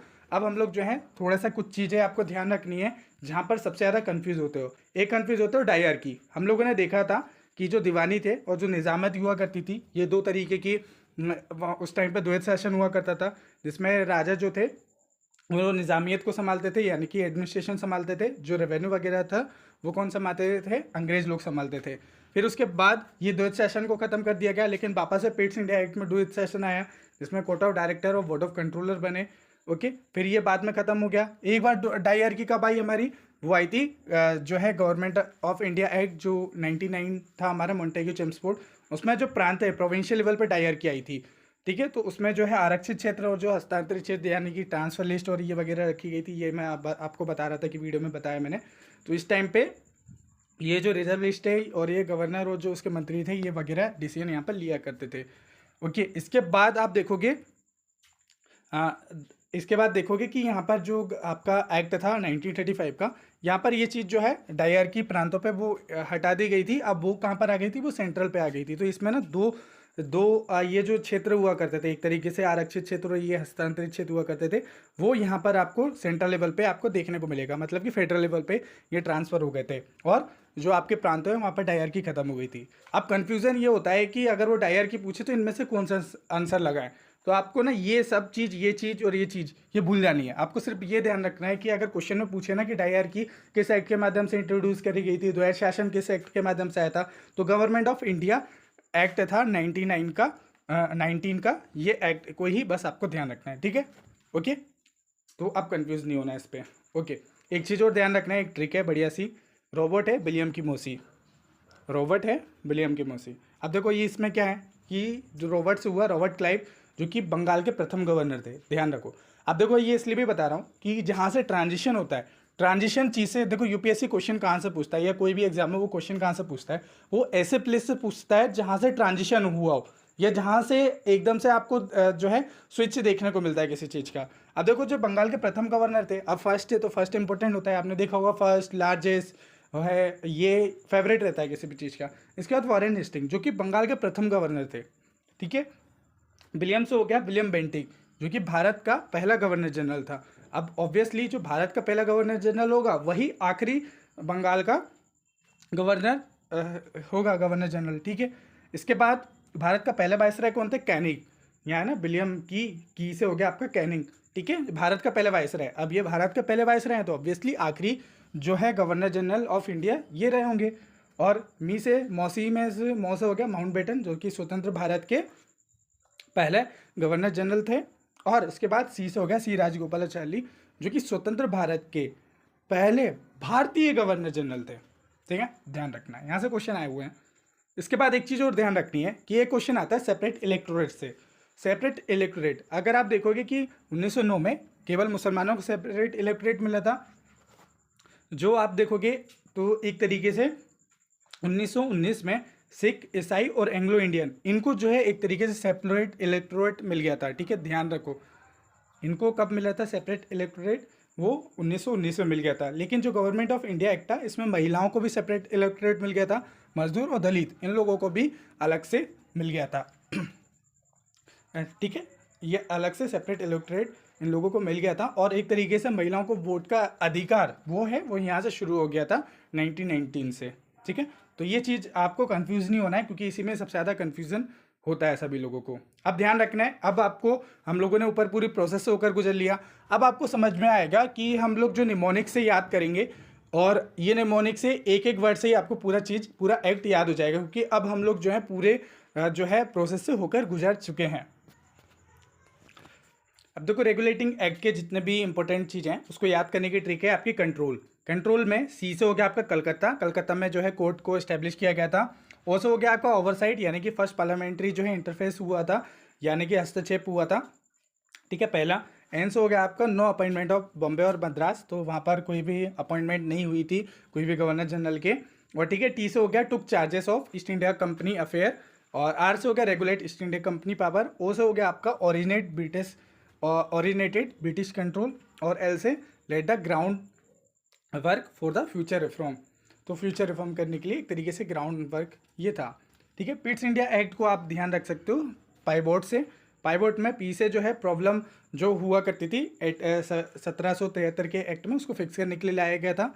और आई से हो गया आपका इंट्रोड्यूस करा गया वीटो पावर, या जो उसके बाद जो वी है वी से याद कर सकते हो, जो वीटो पावर है वो आई थी। और ओ से हो गया ऑर्गेनाइज करा गया था डुअल सिस्टम को, जिसमें बोर्ड ऑफ कंट्रोलर और बोर्ड ऑफ डायरेक्टर हुआ करते थे। टी से ट्रांसफॉर्म किया गया एडमिनिस्ट्रेशन को, ठीक है। चार्टर एक्ट जो आया था उसको याद कर सकते हो ट्रेड से। अब ट्रेड में टी से हो गया आपका ट्रेड मोनोपोली, वो एंडेड करी गई थी एक्सेप्ट टी और चाइना के साथ, ठीक है। शॉर्ट में लिखा है, बाकी क्योंकि ऊपर डिटेल में बता चुका हूँ। आर से रेवेन्यू कैप्ट आउटसाइड पार्लियामेंट, मतलब कि जो है रेवेन्यू जो है वो जो है संसद से बाहर रखा गया था। उस रेवेन्यू सिस्टम को एलोकेट करे गए थे 1 लाख रुपए एजुकेशन के लिए। ध्यान रखना है, ए से allocation of 1 lakh rupees for education. Okay, D से जो है डिमिनाइज करा गया था ईस्ट इंडिया कंट्रोल का जो कमर्शियल रूल है उसको, ओके। और इस्टेब्लिश करी गई थी एक तरीके से क्राउन की सोवर्निटी को। चार्टर एक्ट जो था हमारा, उसमें चेंजेस जो हुए थे, उसका चेंजेस ट्रिक है उसकी, चेंज करे गए थे अपॉइंटमेंट सिस्टम को। जो गवर्नर जनरल ऑफ बंगाल है उनको गवर्नर जनरल ऑफ इंडिया कहा जाने लगा था। ध्यान रखना है, चेंजेस इसकी ट्रिक है। और एच से ऑल्टरेट करी गई थी ईस्ट इंडिया कंपनी की जो कमर्शियल डोमिनेंस है उसको। और ए से एडजस्ट करा गया था लीडरशिप स्ट्रक्चर को। और एन से न्यू सेंट्रलाइज गवर्नेंस इंट्रोड्यूस करी गई थी और गवर्नमेंट रिफॉर्म हुए थे। एंडेड किया गया था जो ईस्ट इंडिया कंपनी का कमर्शियल रोल है उसको। चार्टर एक्ट में क्या करा गया था, एंड्योर इसकी ट्रिक है, एक्सटेंड कर दिया गया था रूल को। कोई भी जो है फिक्स टेन्योर नहीं दिया गया था। जो है शासन जो है काफ़ी लंबा चला था। अनइंटरप्टेड रूल था और रूल कंटिन्यू चला, ठीक है। कोई भी लिमिटेशन वगैरह इसमें नहीं हुई थी। बस इतना ही ध्यान रखो, कुल मिला के सारी चीज़ें बात एक ही कहना चाह रहे हैं, ठीक है। गवर्नमेंट ऑफ इंडिया एक्ट आया था 1815 में। उसमें क्राउन से पता चल रहा है कि क्राउन का शासन हुआ था, क्राउन ने टेक ओवर कर लिया था। और आर से रेगुलेट चेंजेस हुए थे, एनेक्सेशन पॉलिसी जो है वो एंडेड कर दी गई थी। ओ से जो है ऑफिस बनाया गया था secretary of state for India के लिए। और डब्ल्यू से जो है विथ वायसराय पोस्ट जो है इस्टेब्लिश करी गई थी। और न्यू जो है डायरेक्ट ब्रिटिश रूल बिगेन हुआ था इससे। इसके बाद जो है काउंसिल एक्ट आया था हमारा 1861 का, एक्सपांड किया गया था इसमें बेसिकली, तो इनलार्ज करी गई थी लेजिस्लेटिव काउंसिल। जो है एक्ट से एक्सक्लूसिव ओपन कंपटीशन इंट्रोड्यूस किया गया था। पी से partition of India by election. A से अल्टर किया गया था नॉमिनेशन सिस्टम को, क्योंकि इलेक्शन सिस्टम इंट्रोड्यूस किया गया था। न्यू सिलेक्शन सिस्टम मेथड लाई गई थी। डिसेंट्रलाइज करा गया था रिप्रेजेंटेशन को। इसके बाद 1892 में इलेक्ट जो है इसकी ट्रिक है, इसमें इलेक्टेड मेंबर को जो है वो इंक्रीज करा गया था। लेजिस्लेटिव जो है डिस्कशन अलाउ करे गए थे। इलेक्शन प्रिंसिपल इंट्रोड्यूस किए गए थे। चेंज करे गए थे काउंसिल कंपोजिशन को। और जो है ट्रांजिशन करा गया था जो रिप्रेजेंटेशन डेमोक्रेसी है उसका। जो आपका मॉडल मिंटो आया था, अब मिंटो उसे ही याद कर सकते हो। इसमें मुस्लिम इलेक्टोरेट इंट्रोड्यूस करा गया था, एम से इंक्रीज करा गया था जो सेपरेट रिप्रेजेंटेशन है। न्यू इलेक्टोरेट सिस्टम और मुस्लिम के लिए लाए गए थे। टारगेटेड मुस्लिम इंटरेस्ट ज़्यादा था इनका। आउटकम जो रहा कम्युनल रीऑर्गेनाइजेशन, ठीक है।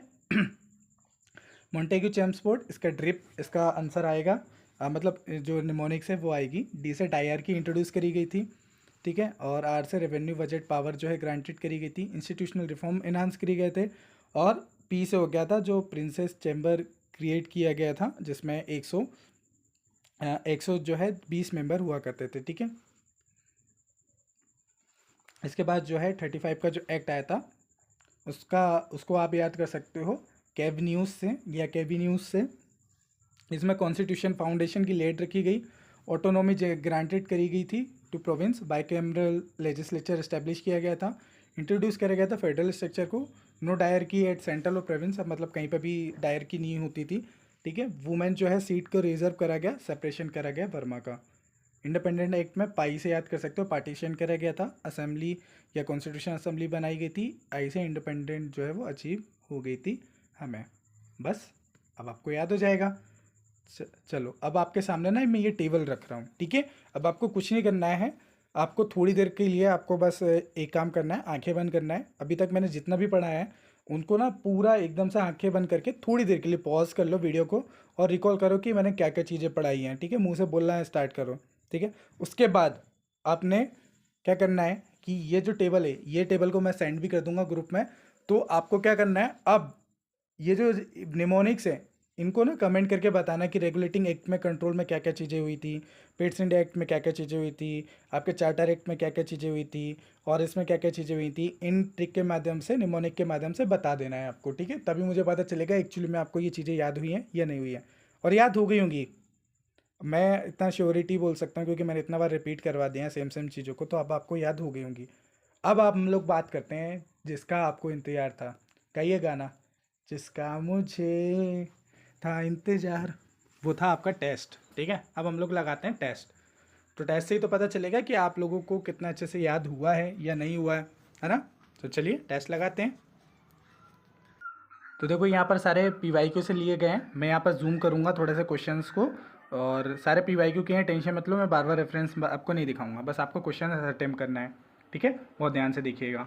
साथ ही साथ सबसे पहले जो आपका क्वेश्चन है, अभी हमको पता चलेगा कि आप लोगों ने कितने अच्छे से देखा है, कितने अच्छे से नहीं देखा है, ठीक है। तो ज़्यादा अभी उछलो नहीं। हम मालूम है कि लेक्चर अच्छा लग रहा है, बट लेकिन अब क्वेश्चन से पता चलेगा कि जो है क्या पूछा गया और कितना याद आया। तो पहला क्वेश्चन है कि when was the monopoly of China trade lost by the east India company. तो कब जो है चाइना का ट्रेड जो है वो लॉस्ट हो गया था। अब यहाँ पर ये बात नहीं हो रही है कि एक तरीके से जो है टी ब्रिथ मतलब ट्रेड विथ टी और जो चाइना के साथ जो होता रहेगा। अब आपको बताना है कमेंट करके। तो वो एक्ट था आपका, पहले कमेंट करो, ठीक है। और हाँ, ये कमेंट करा करो, मैं कमेंट करने के लिए बोलता हूँ, उससे ये पता चलता है कि आप जब कमेंट कर लोगे ना, जब आपका गलत जाएगा, मान लो गलत चला गया और फिर मैं यहाँ पर मैंने आपको सही बताया, फिर आपको ना वो चीज़ें याद रहेगी कि हाँ ये गलती अभी मुझसे यहाँ पर हुई है, अब दोबारा नहीं होने वाली, ठीक है। चलो, तो देखो यहाँ इसका सही आंसर आएगा 833, जो 1833 ये जो है एंड कर दी गई थी, ठीक है। जो चाइना के साथ ट्रेड है और जो टी ट्रेड है वो एंड कर दिया गया था, ओके। और जो आपका 1833 था उसमें सिर्फ जो एंड करी गई थी मोनोपोली, बट जो है टी आप कर सकते थे, ठीक है, ओके। ट्रेड कर सकते थे, टी और ट्रेड विद चाइना वगैरह कर सकते थे, वो चीज़ उसमें थी, ओके। बाकी इनमें तो कुछ हुआ ही नहीं था, ठीक है। ये वाले एक्ट में तो ऑब्वियसली आपके पास बस दो चीज़ का कन्फ्यूज़न होता, तो इसका आंसर आ जाता। विच one of the following form the basic premises for the developing of the constitution. तो बताइए basic premises of development of constitution इनमें से कौन सा था, या कह सकते हो कि ऐसा कौन संविधान के विकास की आधारशिला बनी थी, ऐसा कौन सा एक्ट था। इजी है, कमेंट करके बता दोगे। आंसर बताऊं इसका? नहीं, मैं नहीं बताऊंगा, ठीक है। अब देखो बहुत सारे लोग बोल सकते हैं यूएस के और ब्रिटिश के कॉन्स्टिट्यूशन से चीज़ें ली गई हैं, सोर्सेस लिए गए हैं, बट प्रायोरिटी नहीं थी। मतलब ये कह सकते हो कि फर्स्ट जो है प्रेमाइसिस नहीं थी, बेसिक प्रेमाइसिस नहीं थी। बेसिक प्रेमाइसिस आप देखो तो हमारा इंडिया में आधा कॉन्स्टिट्यूशन तो ऑलरेडी यहाँ पर डेवलप हो गया था, ठीक है। लेकिन यहाँ पर आप लोगों के लिए होमवर्क है, हमने यूएस के कॉन्स्टिट्यूशन से क्या क्या चीज़ें ली हैं और ब्रिटेन के कॉन्स्टिट्यूशन से क्या क्या चीज़ें ली हैं, ठीक है। ये आपको कमेंट करके बताना है, ठीक है। बाकी यूएन चार्टर का तो कुछ यहाँ पर रूल ही नहीं है। चलो अगला क्वेश्चन है कि the provision for separate electorate for the Muslim, Muslim लोगों के लिए सेपरेट इलेक्टोरेट किस एक्ट में जो है लाया गया था। कमेंट करके बताओ पहले, ठीक है। तो आंसर बताने की ज़रूरत है नहीं ना। चलो, यहाँ पर आपको लिस्ट दी गई है, फर्स्ट लिस्ट को सेकंड लिस्ट से आपको मिलाना है, ठीक है। फर्स्ट लिस्ट को सेकंड लिस्ट से मिलाना है। अगर आपने मिला लिया तो बस बल्ले बल्ले, मुझे पता चल जाएगा कि आप लोगों ने इस एक्ट को अच्छे से पढ़ा है और आपको अच्छे से आता है। चलो पहले वीडियो को पॉज करो और इसका आंसर कमेंट करो, ठीक है। हाँ, मैंने यहाँ पर ऑप्शन नहीं दिया आपको कि 1 2 ऐसे करके कुछ हो जाएगा। मैंने डायरेक्ट इसलिए लिख दिया है कि डायरेक्ट आप बस आप लिख देना, एक साइड पे एक्ट लिखना और उससे रिलेटेड यहाँ पर जो फैक्ट वो फीचर लिखे हुए हैं वो आपको लिखना है, ठीक है। अब जैसे बोला है कि इंडियन काउंसिल एक्ट जो था हमारा 1992 का, ओके। तो इसमें क्या करा गया था कि इंट्रोडक्शन किया गया था जो प्रिंसिपल ऑफ इलेक्शन का, ध्यान रखो, ठीक है। Introduction of principle of election जो है वो इंडियन काउंसिल एक्ट में किया गया था। अब इंडियन काउंसिल एक्ट 1909 में क्या किया गया था ये बताओ, जो मुस्लिम के लिए जो है सेपरेट इलेक्टोरेट लाए गए थे, वो ध्यान रखो। गवर्नमेंट ऑफ इंडिया एक्ट 1999 में क्या किया गया था, डायरकी इंट्रोड्यूस करी गई थी, तो सी का 3 आ जाएगा।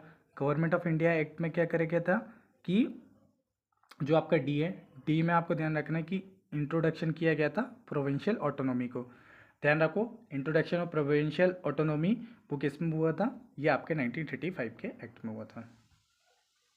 प्रोविंशियल ऑटोनॉमी बता दोगे? अभी ऊपर मैंने बताया, ठीक है। मोंटेग्यू चेम्सफोर्ड रिपोर्ट में रिफॉर्म में क्या क्या हुआ था? कमेंट करके बताओ सबसे पहले। मोंटेग्यू चेम्सफोर्ड जो था आपका प्रपोजल वेयर रिलेटेड, तो वो रिलेटेड किस चीज़ से था, ये आपको कमेंट करके बताना है, ठीक है। तुक्का लगाओ पहले। चलो, तो ये जो ना कॉन्स्टिट्यूशनल रिफॉर्म से रिलेटेड था, क्योंकि कॉन्स्टिट्यूशन में ये सारे एक्ट जो है वो कॉन्स्टिट्यूशनल में ही रिफॉर्म के लिए लाए गए थे, ठीक है। चलो, इसके बाद जो अगला क्वेश्चन है आपका 7 नंबर का, 7वें नंबर का, ठीक है। नंबर भी आप देखते जाना और नंबर डाल के ही इसका आंसर देना सबके, है ना। हिंदी मीडियम वाले इधर देखते जाइए, इंग्लिश वाले इधर देखते जाइए, ठीक है। तो चलो, इम्पोर्टेंट है यहाँ पर। तो पहला क्वेश्चन पूछ रहा है, they were name after the British parliamentary Minto on Morley, okay.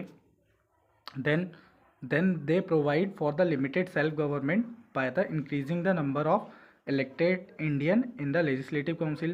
They ensure the British official retain their majority in the imperial जो legislative council है। तो अब आपको बताना है, आपके पास ऑप्शन दिए हैं, इसका सही आंसर क्या होगा, ठीक है। तो इसका सही आंसर होगा 2 and 3, 2 and 3। तो देखो, इनका जो नाम था ना वो ब्रिटिश पार्लियामेंट्रियन के कारण नहीं था, क्योंकि उस टाइम पे जो मिंटो हुआ करते थे तो वाइसराय हुआ करते थे और सेक्रेटरी ऑफ स्टेट हुआ करते थे, तो उनके बेसिस पे ये बना हुआ था, ना कि ब्रिटेन के जो पार्लियामेंटेरियन थे या जो ब्रिटिश संसद के सदस्य थे उसके कारण नहीं, ठीक है। क्योंकि अब आप देखोगे कि अगर पार्लियामेंट का सदस्य अगर सेक्रेटरी ऑफ स्टेट हुआ करता है, लेकिन जो मिंटो था वो थोड़ी ना था, वो तो वाइसराय था ना यहाँ का। तो आंसर आपका मतलब ये आपका गलत हो जाएगा, बाकी दो सही हो जाएंगे। 8वां क्वेश्चन है, थोड़ा जूम कर देता हूँ, शायद वीडियो को क्वालिटी थोड़ी सी बढ़ा लेना आप लोग, ठीक है। चलो, पहले पढ़ देता हूँ मैं। Which of the following statement regarding the residuary power under the constitution of India, ठीक है। तो रेसिड्यूरी पावर से, रेसिड्यूरी पावर जो है have been given to union parliament, the constitution of India following the constitution of Australia regarding the residuary power, okay. Then schedule 7 जो है provide the list residuary power, and then साथ ही साथ 4th question बोल रहा है कि government of India act था हमारा 1935 का, ये प्लीज़ किया इसने जो रेसिड्यूरी पावर है in the hand of governor general, उनको जो है गवर्नर जनरल को रेसिड्यूरी पावर दे दी गई थी। तो अभी मैंने ऊपर बताया आपको इसके बारे में आंसर, तो सबसे पहले आप देखिए कि इसके क्या क्या आंसर सही रहेगा, ओके। तो देखो, इसका सही आंसर आएगा 1 और 4। तो जो आपकी रेसिड्यूरी पावर है हैज़ बिगन यूनियन पार्लियामेंट, और जो आपका 4th नंबर का है कि गवर्नमेंट ऑफ जो एक्ट था उसमें गवर्नर जनरल है उसको रेसिड्यूरी पावर दी गई थी, ठीक है, उसको रेसिड्यूरी पावर दी गई थी, ठीक है। तो इंडिया जो है ना रेसिड्यूरी पावर के लिए वो ऑस्ट्रेलिया को जो है वो फॉलो नहीं करता है, ध्यान रखना है, ठीक है। तो अगर आप देखोगे कि जो आपका शेड्यूल 7 है, वहाँ पर शेड्यूल 7 जो है वो सब्जेक्ट लिस्ट के लिए है, वहाँ पर रेसिड्यूरी पावर का कोई रूल बताया नहीं है, तो आपका 3rd ऑप्शन भी गलत हो जाएगा इसमें, ठीक है। चलो, अगला क्वेश्चन देखते हैं अब हम लोग। इसका अगला क्वेश्चन है आपका, पढ़ लो आप इसको पहले। यहाँ अब ना देखो, यहाँ पर क्या पूछ रहा है कि विच one of the following statement about the government of India act जो है हमारा 1935 का नॉट करेक्ट पूछ रहा है। The federal part of the act is was quickly implemented, अब ये बोल रहा है क्विकली इम्प्लीमेंटेड। अगर आपने याद किया होगा, अगर आपने पढ़ा है तो बहुत अच्छे से जानते होगे इस स्टेटमेंट ये सही है या गलत है, ठीक है। नॉट करेक्ट पूछ रहा है, नॉट करेक्ट, ओके। चलो, आंसर कमेंट करके बताओ, मैं अब आगे नहीं बढ़ूँगा, ओके।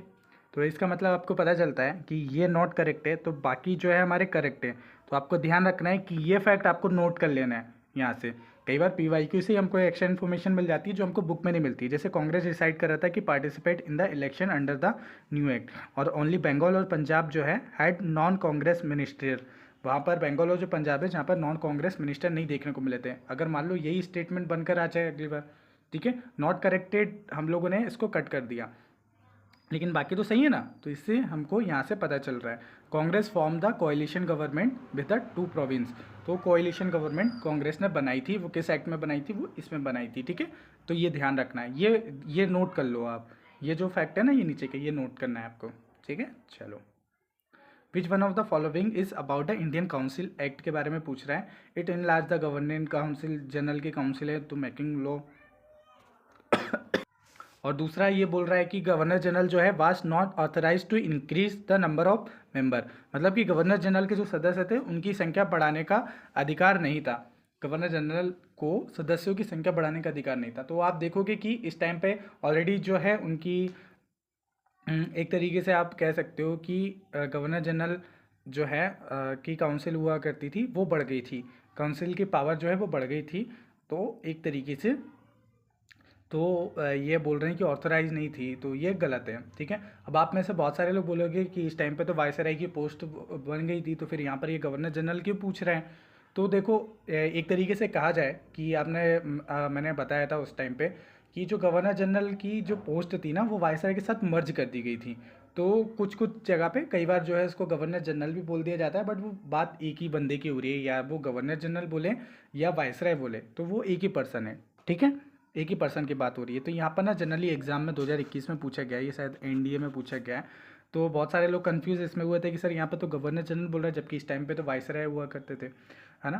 तो वो बात एक ही चीज़ की हो रही है अगर, ठीक है। वायसराय वर्ड नहीं लिखा है, गवर्नर जनरल लिख दिया क्योंकि पोस्ट दोनों एक ही को मर्ज कर दिया गया था उसमें, ओके। तो उसी की बात हो रही है। चलो, बाकी ये आंसर्स वगैरह जो हैं आपको मिल जाएंगे, इसके शॉर्ट में ही लिखे हैं हम, इससे ज़्यादा क्या ही ज़रूरत है, बहुत बड़े बड़े हो जाता है। ऑलरेडी आप देखोगे कि पीडीएफ इतनी बड़ी, इतनी मेहनत लगी इसको बनाने में, तो बाकी आप अवॉइड करना बड़े बड़े जो टेस्ट में बड़े बड़े एक्सप्लेनेशन आते हैं ना, उन सबको अवॉइड करना, ठीक है। चलो अगला क्वेश्चन देखते हैं अब हम लोग। अब देखो थोड़ा सा स्पीड में बढ़ा के चलूँगा क्योंकि ऑलरेडी वीडियो काफ़ी बड़ा हो गया है। अब आप लोगों को सबके वीडियो को पॉज करते आना है और आंसर देते आना है। देखो विच one of the following is government of India act पूछा गया है जो 1999 मतलब 1990 है, 19 है, उसमें पूछ रहा है कि नॉट करेक्ट। तो नॉट करेक्ट वाले ना क्वेश्चन आपको ज़्यादा परेशान करेंगे, तो इनको ना आप थोड़ा सा अच्छे से आपको पढ़ना है। It extended the practice of the communal representation, उसने एक्सटेंड कर दिया था उसकी प्रैक्टिस को। It made the central executive जो है उसने इट एक्सटेंड किया, मतलब central executive responsible to the legislature. It's also known as Montagu Chelmsford reform. It pave to way of federalism by clearing separating the responsibility of central और province level पे। तो इसने जो है केंद्र और प्रांतों की जिम्मेदारी को स्पष्ट रूप से ये बताया था, आपको ये बताना है, ठीक है। तो सबसे पहले वीडियो को पॉज करिए और इसका आंसर आप लोग कमेंट करिए, ठीक है। नॉट करेक्ट पूछ रहा है तो नॉट करेक्ट में आपका जो आंसर आएगा, जो आपका बी है ना, बी, इट मेड जो है central executive responsible to legislature. तो ये जो है ये गलत है, ठीक है, फॉल्स स्टेटमेंट है, ठीक है। जो सेंट्रल एग्जीक्यूटिव था was not made for responsible to legislature. अब देखो ये ध्यान रखना है कि यहाँ से इन क्वेश्चन से आपको ये सीखना है कि ये स्टेटमेंट हटा के बाकी के जो स्टेटमेंट है ना वो सीखने हैं आपको, ठीक है। ये पेव टू वे ऑफ, ये एक तरीके से कह सकते हो कि इसने केंद्र और प्रांतों की जिम्मेदारियों को स्पष्ट रूप से विभाजित करके संघवाद का मार्ग जो है वो प्रशस्त किया था। एक तरीके से फेडरल गवर्नमेंट या जो हमारे टाइम पे फेडरलिज्म है उसके लिए जो है एक तरीके से वे क्रिएट किया था, वो था हमारा ये वाला एक्ट, ठीक है। कम्युनल रिप्रेजेंटेशन की प्रैक्टिस को एक्सटेंड किया था। It also known as Montagu Chelmsford, ये आपको पता ही है, ठीक है। तो बाकी के ऑप्शन हमारे लिए इंपॉर्टेंट हो जाते हैं यहाँ पर। चलो अगला है, मैं थोड़ा सा स्पीड बढ़ाने वाला हूँ क्योंकि 100+ क्वेश्चन है, और ट्राई करेंगे कि बाकी के क्वेश्चन जो है मैं पीडीएफ प्रोवाइड करवा दूंगा, आपको वहाँ से कर लेना। वैसे मैं ट्राई करता हूँ अगर सारे क्वेश्चन यहीं से हो जाएँ तो बढ़िया है, बाकी आप लोग जो है प्रीमियम ग्रुप भी ज्वाइन कर सकते हैं, वहाँ पर आपको सारी क्वेश्चन जो है वो मिल जाएंगे। देख लो अगला क्वेश्चन और आ गया, बीच इसमें से जो कौन सा है वो आपका फीचर नहीं है, आपका 1935 का एक्ट है उसका फीचर नहीं है इनमें से। कमेंट करके बताना है कि जो प्रोविंशियल ऑटोनॉमी है कम इनटू एग्जिस्टेंस, बाइकैमरल जो लेजिस्लेचर है were provided in 6 province, 6 province में प्रोवाइड किया गया था। द प्रिंसिपल ऑफ जो कम्युनल इलेक्टोरेट है एंड जो weightage of the were further extended किया गया था, या स्टेट वेयर जो है कंपेल्ड इंटर द फेडरलिज्म, तो कंपाइल किया गया था फेडरलिज्म में, यानी कि राज्यों को संघों में शामिल होने के लिए बाध्य किया गया था। ठीक है, बाध्य करने की बात हो रहा है, बाध्य। ठीक है, देखो देखो क्या आंसर होगा इसका। ठीक है, तो इसका सही आंसर है आपका डी, क्योंकि नॉट करेक्ट पूछ रहा है ना, क्योंकि यहाँ पर ना बहुत एक्सट्रीम हो गया ये। उसमें बोल रहा है कि वो कंपेल्ड यानी कि बाध्य किया गया था, तो वो ऐसा कुछ नहीं है। ठीक है, ऐसा कुछ नहीं है, बट हमको क्या ध्यान रखना है कि जो provincial autonomy come into force bicameral legislature were provided 6 province, 6 में 6 ध्यान रखना। अब इसी को जो है करके 5 कर देगा, 5 प्रोविंस कर देगा, 2 प्रोविंस कर देगा। अब क्वेश्चन ने हमको खुद ही फैक्ट दे दिया है, तो हमको कोई दिक्कत ही नहीं है, तो इस फैक्ट को रट लो। ठीक है, अपने नोट्स में इसको ऐड कर लो। ठीक है, चलो इसके बाद अगला 13 नंबर का क्वेश्चन है कि which of the following statement about the Montagu Chelmsford reform are correct. तो इसमें से कौन सा जो है वो करेक्ट है। ठीक है, करेक्ट आपको बताना है। अच्छा, थोड़ी सी कैपेसिटी आप लोग बढ़ा लीजिएगा, क्योंकि हो सकता है छोटे छोटे आपको क्वेश्चन दिखे यहाँ पर, क्योंकि हिंदी इंग्लिश दोनों का आपको दिखाना पड़ रहा है। रुको मैं थोड़ा सा और इसको, ठीक है। चलो अगला क्वेश्चन है कि मॉन्टेग्यू चेम्सफोर्ड रिफॉर्म है उससे रिलेटेड कौन कौन सा करेक्ट है। It was approved by the king George जो 5 थे, उनके द्वारा अप्रूवल किया गया था। या it made the central legislature bicameral, या जो आप देखो रिफॉर्म किए गए थे explicitly aim to appoint the 3 Indian member to council. अब आपको बताना है, पहले आंसर इसका कमेंट करो, फिर मैं आपको इसके बारे में बताता हूँ। ठीक है, तो 1 और 2 इसका आंसर आ जाएगा, और आपका जो थर्ड नंबर पर है, थर्ड नंबर आपका आंसर नहीं आएगा। ठीक है, यहाँ पर एक्सप्लिसिटली बोला है तो एक्सप्लिसिटली नहीं था, इम्प्लिसिटली था, तो ये गलत होगा। अब आपको ध्यान का रखना है, ये जो 2 फैक्ट है ना, ये आपको अपने कॉपी में लिख लेने हैं। ठीक है, इट वाज अप्रूवल है किंग जॉर्ज बी, जो 5 हुआ करते थे या, ठीक है, और जो आपका सेंट्रल लेजिस्लेचर जो है बाइकैमरल, ये बनाए गए थे। बाइकैमरल मतलब कि उच्च सदन और निम्न सदन बनाए गए थे सेंट्रल लेजिस्लेचर को। ठीक है, तो ये ध्यान रखना है। Okay, very very very important है। ये फैक्ट आपको कहाँ से निकलने को मिलते हैं, पीवाईक्यू का फ़ायदा यही है, पीवाईक्यू से ही हम लोगों को एक्स्ट्रा इन्फॉर्मेशन यहाँ से निकलने को मिल जाती है। अगला क्वेश्चन है very very important, why did the early nationalist oppose the council act 1892। उन्होंने, जो प्रारंभिक राष्ट्रवादी हुआ करते थे, उन्होंने इस एक्ट को अपोज क्यों किया था। ठीक है, तो इसका रीज़न पूछ रहे हैं। The number of the member of imperial legislative council was increase, यानी कि जो इम्पीरियल लेजिस्लेटिव काउंसिल थे उसमें जो नंबर ऑफ मेंबर है उनको इंक्रीज कर दिया गया था। The number of member of the provincial council was increased. The council were given to right to discuss the annual budget. Yeah, the act did not give the Indians control over the public funds. तो अब आप लोगों को comment करके बताना है। Easy है, easy है, मैं इसलिए बोल रहा हूँ इजी क्योंकि आपके इंट्यूशन ने इसका आंसर बता दिया होगा कि आखिर जो प्रारंभिक राष्ट्रवादी थे हमारे इंडियंस थे वो नाराज क्यों थे। ओके, तो सही आंसर आ जाएगा डी। चलो 15वें नंबर का क्वेश्चन है कि सेपरेट इलेक्टोरेट फॉर रिप्रेजेंटेशन ये किस एक्ट में लाया गया था, इसका आंसर कमेंट करके बताओ। देखो ये वाले जो सिंपल है इसको मैं आपको नहीं बताऊंगा। Distribution of power between the central and state जो है डिस्ट्रीब्यूशन किया गया था Indian constitution based on the scheme provided, तो इसका आंसर क्या होगा आपको कमेंट करके बताना है। ईजी है ये भी, इसके आंसर मैं नहीं बताऊंगा। डायआर्की कौन सा में इंट्रोड्यूस की गई थी, 17 नंबर का क्वेश्चन है, इसको बताओ आप आंसर कमेंट करके। ठीक है, अच्छा कैपेसिटी का अगर आपको लग रहा है थोड़ी सी बढ़ा लीजिएगा कैपेसिटी, आपको सारे क्वेश्चन जो है वो अच्छे से दिखने लग जाएंगे। विच one of the not provided in the regulating act, इसमें से क्या चीज़ जो है रेगुलेटिंग एक्ट में प्रोवाइड नहीं की गई थी। ठीक है, पढ़ लो पहले।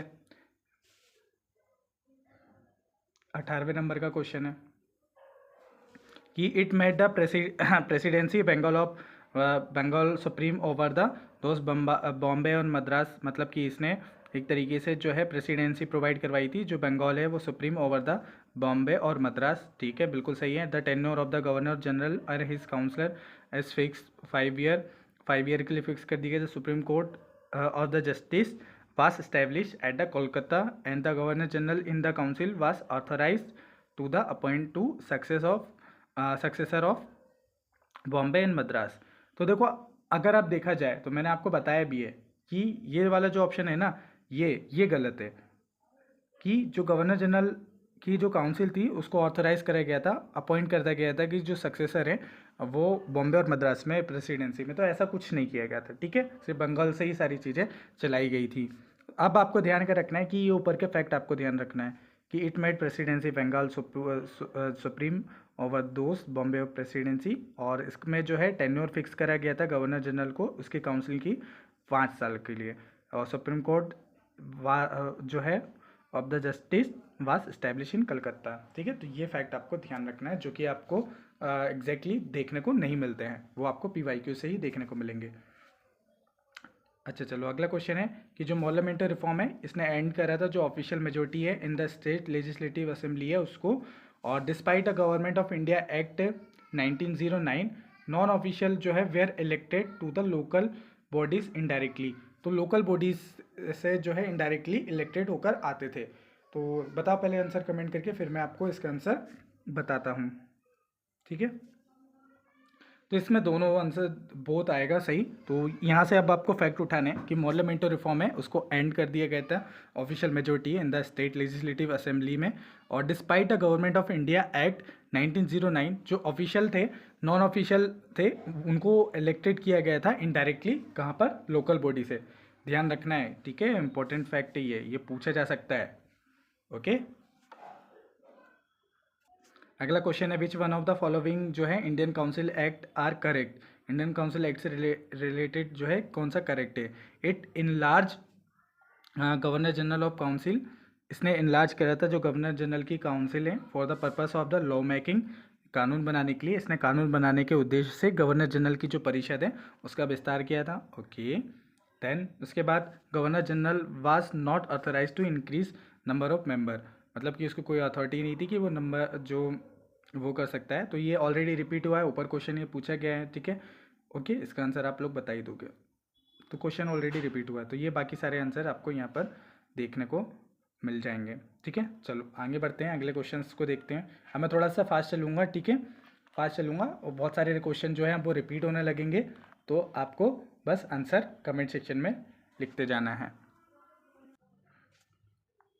अच्छा, which one of the following, important question है, which one of the following act reserve seat for the women in the legislative जो है accordance with the allocation of seat. अब देखो ये मैं बताया हुआ हूँ ऑलरेडी, तो इसका आंसर क्या आ जाएगा, डी आंसर इसका सही आ जाएगा। Which one of the following is created the office of the secretary of state, कौन सा एक्ट के माध्यम से जो सेक्रेटरी ऑफ स्टेट है उसकी पोजीशन जो है वो आपकी आई थी, इस्टेब्लिश की गई थी। ठीक है, तो बताओ पहले आंसर,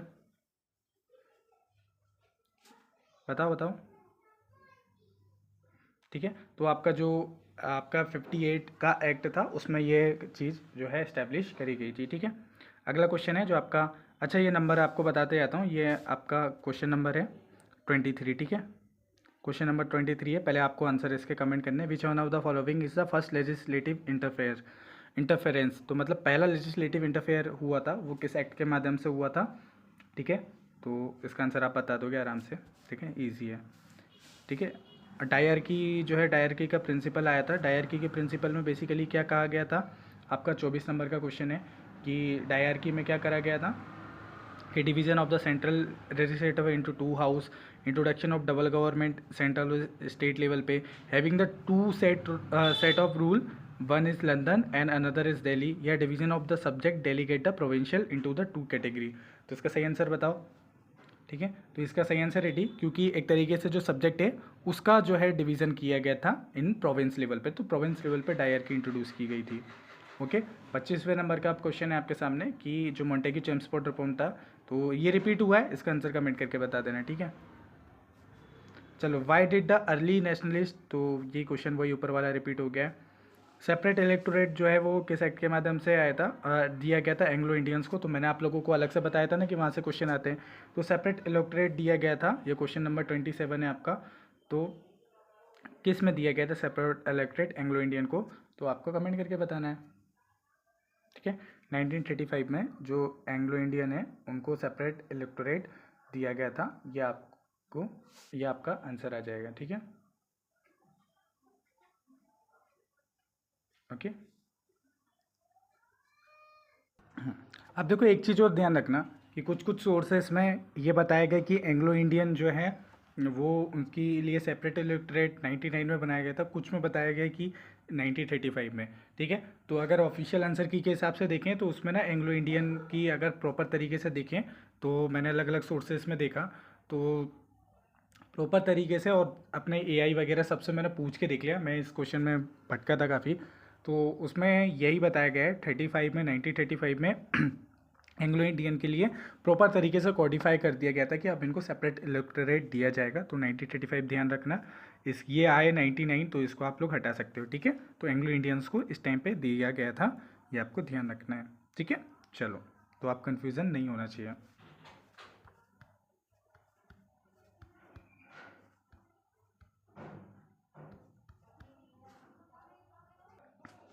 तो देखो अगला क्वेश्चन है distribution of the power between the central and state the Indian constitution based on the scheme provided. तो कौन सा आंसर आएगा इसका आंसर, सही का कमेंट करके बताओ कौन सा एक्ट में करा गया था। ठीक है, बता दोगे, इजी है। डायरकी बता दोगे, डायरकी वही क्वेश्चन रिपीट हो रहे हैं, बता दोगे। ठीक है, तो 30 क्वेश्चन हम लोगों ने कर चुके हैं, अब हम लोग आगे बढ़ते हैं।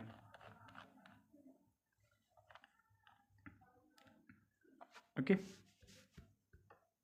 इसके आंसर्स आपको सब मिल जाएंगे। 31 का क्वेश्चन देखते हैं। एक्चुअली ये रिपीट हुआ है, ये ऑलरेडी हम लोगों ने ऊपर पूछ लिया था कि इंडियन काउंसिल एक्ट में क्या क्या आया था। ठीक है, which act establish supreme court in Calcutta, तो आप बता दोगे इसका आंसर।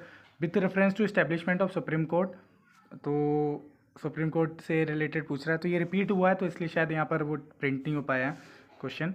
ठीक है, तो यहाँ पर बात करते हैं जो चार्टर एक्ट आया था 1813 का, उससे रिलेटेड काफ़ी बढ़िया क्वेश्चन आया हुआ है हमारे पास। तो ये जो था ये 34 का क्वेश्चन है हमारा। ठीक है, तो उसमें पूछा गया है कि it ended the trade monopoly of East India Company except tea trade और ट्रेड विद चाइना।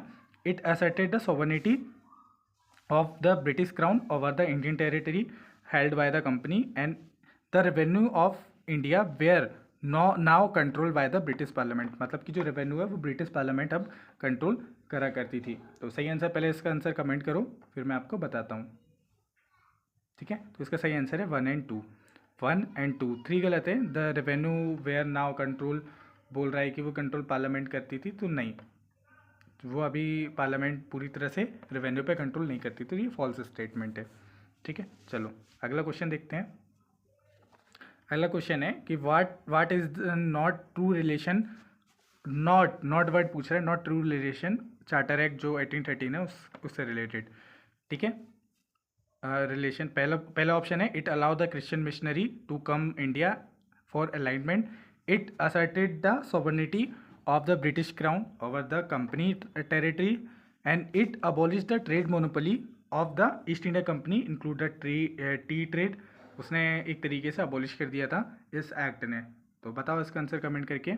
35 का क्वेश्चन नहीं है, 35 का क्वेश्चन है, तो आपको बताना है कमेंट करके। पहले कमेंट करो फिर मैं आपको इसके बारे में बताता हूँ।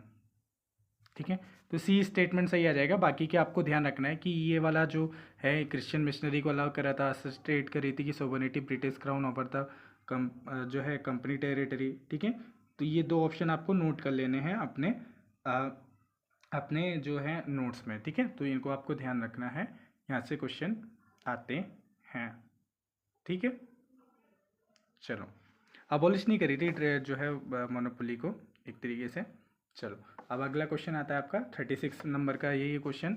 ठीक है, मैं नंबर बोलते जा रहा हूँ ताकि आप लोग जब टाइप करो नीचे आंसर तो नंबर उसके लिख लो। ठीक है, तो ब्रिटिश गवर्नमेंट जो है 1 लाख रुपीज़ दिए थे फॉर एजुकेशन के लिए फर्स्ट टाइम, तो वो कौन सा एक्ट में दिए थे बताओ कमेंट करके। पहले बताओ कौन सा ऐसा एक्ट था जिसमें 1 लाख रुपीज़ दिए गए थे। तो वो आपका था 36 का आंसर है, बताओ।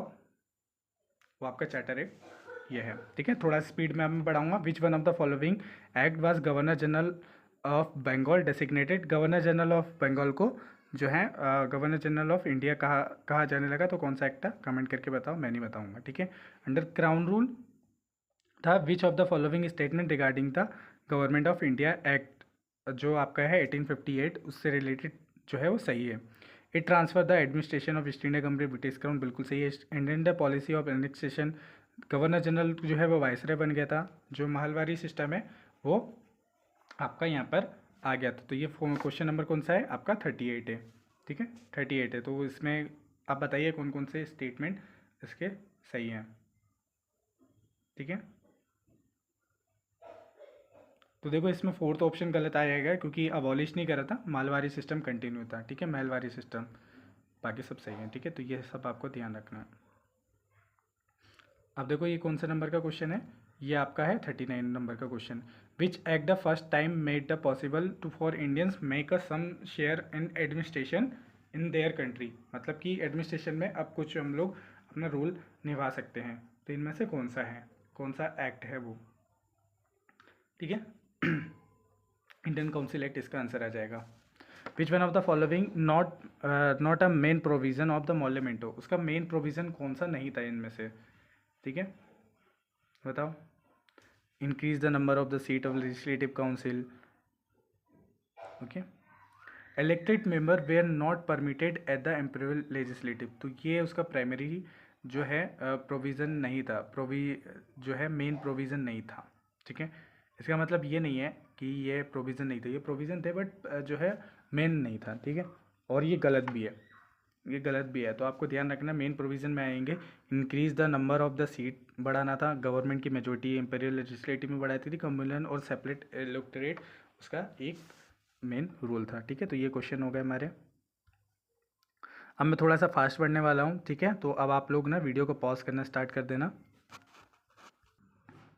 अब देखो बोला गया है कि जो 15 अगस्त है और जो आपका 26 जनवरी है 1950, under which provision did not government of India function, तो under which provision did the government of India function, तो किसके माध्यम से वो जो है गवर्नमेंट हमारी जो है वो चल रही थी, ठीक है। बताओ कमेंट करके पहले इसका आंसर बताओ, फिर मैं आपको बताता हूँ, ठीक है। 41 है हमारा, 41 का आंसर क्या होगा, कर दिया, ठीक है। सी नंबर, जो इंडिया का जो प्रोविजनल कॉन्स्टिट्यूशन ऑर्डर है उसी के माध्यम से जो है हमारी गवर्नमेंट या सरकार जो है वो चल रही थी, इसको नोट कर लो, ठीक है।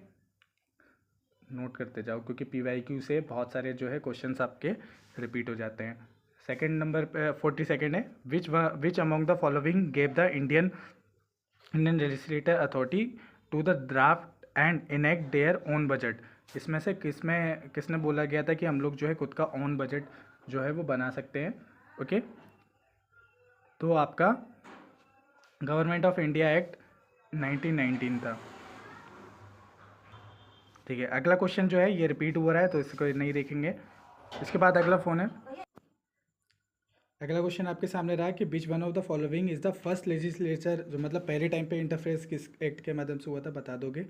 Instrument of instruction contain in the government of India act, ये इनकॉर्पोरेटेड किया गया हमारे इंडियन कॉन्स्टिट्यूशन में, ये मैं आपको बताया था, मुंह से बताया था मैंने, आप लोगों को एग्जैक्टली लिखा नहीं था वहाँ टेबल पे। तो बताइए क्या है, DPSP है या फंडामेंटल राइट है, तो कमेंट करके बताना है, ठीक है।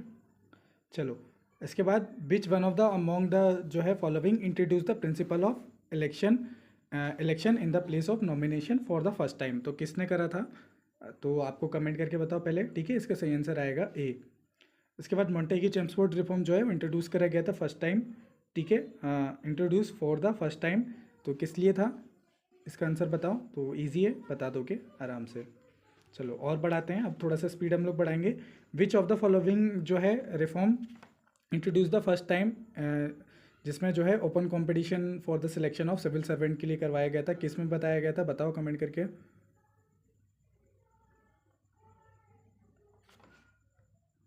ये तो इसका एक्ट आएगा इसमें आपका, इसका सही आंसर आपको कमेंट करके बताना है, ठीक है। इसके बाद 53 में आपके पूछ रहा है कि which of the following is the first legislator interfere, तो बता दोगे, ठीक है। इंस्ट्रूमेंट एंड सेक्शन ये रिपीट ही हो गया है। Which among the following introduce, ये भी रिपीट हो गया है। विच अमॉन्ग द मतलब secretary of state of India का ऑफिस जो है क्रिएट किया गया था, वो कौन सा एक्ट था, इसमें बताना है आप लोगों को, किस में जो है वो फर्स्ट टाइम पे secretary of state for India लाया गया था, ये आपको कमेंट करके बताना है, ठीक है। चलो इसके बाद 57 वाला जो क्वेश्चन है आपका, गड़बड़ क्या 57 है, which one among the statement Indian independent जो एक्ट था हमारा 1947 का, उससे रिलेटेड करेक्ट है। It made the constitution assembly fully sovereign, it become the first parliament जो है free India, it is chair by the doctor Rajendra Prasad. तो इनको मैं बारे में मैं आपको ऑलरेडी बताया हुआ हूँ, तो बताओ अब आप आंसर कमेंट करके, ठीक है, बता दोगे। चलो अगला क्वेश्चन है कि विच एक्ट, मतलब ऐसा कौन सा एक्ट था, ठीक है, ऐसा कौन सा एक्ट था जो कि sanction by the British parliament on the 18 जुलाई 1947। तो कौन सा एक्ट था वो, बताओ।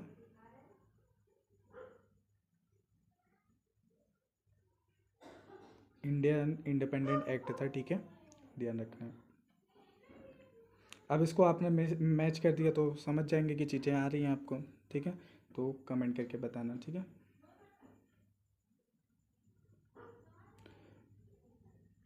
ओके, अब पूछ रहा है कि when was the interim government form under the leadership of Pandit Jawaharlal Nehru. तो कब फॉर्म हुई थी, ठीक है, तो अगस्त में हुई थी, ठीक है, अगस्त में, ध्यान रखना है, अगस्त में इंटरिम गवर्नमेंट आई थी। चलो तो अब हमारे ये 60 क्वेश्चन हो गए हैं। अब थोड़ा सा और फास्ट चलेंगे, मैं अब आपको क्वेश्चन दिखा दूंगा, आप लोग इसके आंसर बताते हैं ना, ऑलरेडी काफ़ी टाइम हो गया हम लोगों को, ठीक है। तो ये रिपीट हो रहा है, यहाँ से क्वेश्चन पूछे हैं, इंस्ट्रूमेंट ऑफ इंस्ट्रक्शन ये बता दोगे आप लोग, ठीक है। Which among the following gave the Indian legislative authority draft and enact their own budget. तो ये बताया हूँ ऊपर, ठीक है, बताया हूँ ऑलरेडी, तो इसका आंसर कमेंट करके बता दोगे खुद के उसके लिए, बाकी पहले कमेंट करो, ठीक है, आंसर इसका ए है। ओके, 64 का देखते हैं। 64 जो है वो पूछ रहा है which among the following introduce the first time system of open competition civil servant, बताओ कमेंट करके। वही वही रिपीट हो रहे हैं क्वेश्चन, ठीक है, क्वेश्चन वही वही रिपीट हो रहे हैं बार बार। सेक्रेटरी ऑफ स्टेट का जो ऑफिस कब आया था, कमेंट करके बता दोगे। ओके, और कौन सा है, which among the following statement Indian independent act correct, इनके इसमें से कौन सा करेक्ट है, तो ये भी रिपीट हुआ है क्वेश्चन। ओके, तो ये भी रिपीट हुआ है। चलो ये 68 वाला क्वेश्चन बताओ आप, 68 क्वेश्चन का आंसर, ठीक है। तो क्वेश्चन ना रिपीट हो गए यहाँ पर, एग्जैक्टली टाइप जो है डबल बार हो गए हैं, तो यही अभी अभी हम लोगों ने ऊपर यही वाले क्वेश्चंस देखे थे, तो डबल टाइप हो गए हैं वो। रुको,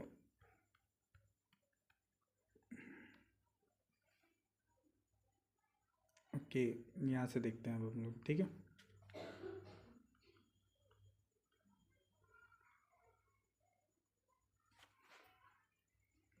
चलो इसका आंसर दो, सुप्रीम कोर्ट जो है कलकत्ता में इस्टेब्लिश किस एक्ट के माध्यम से हुई थी, बता दोगे आंसर कमेंट करके।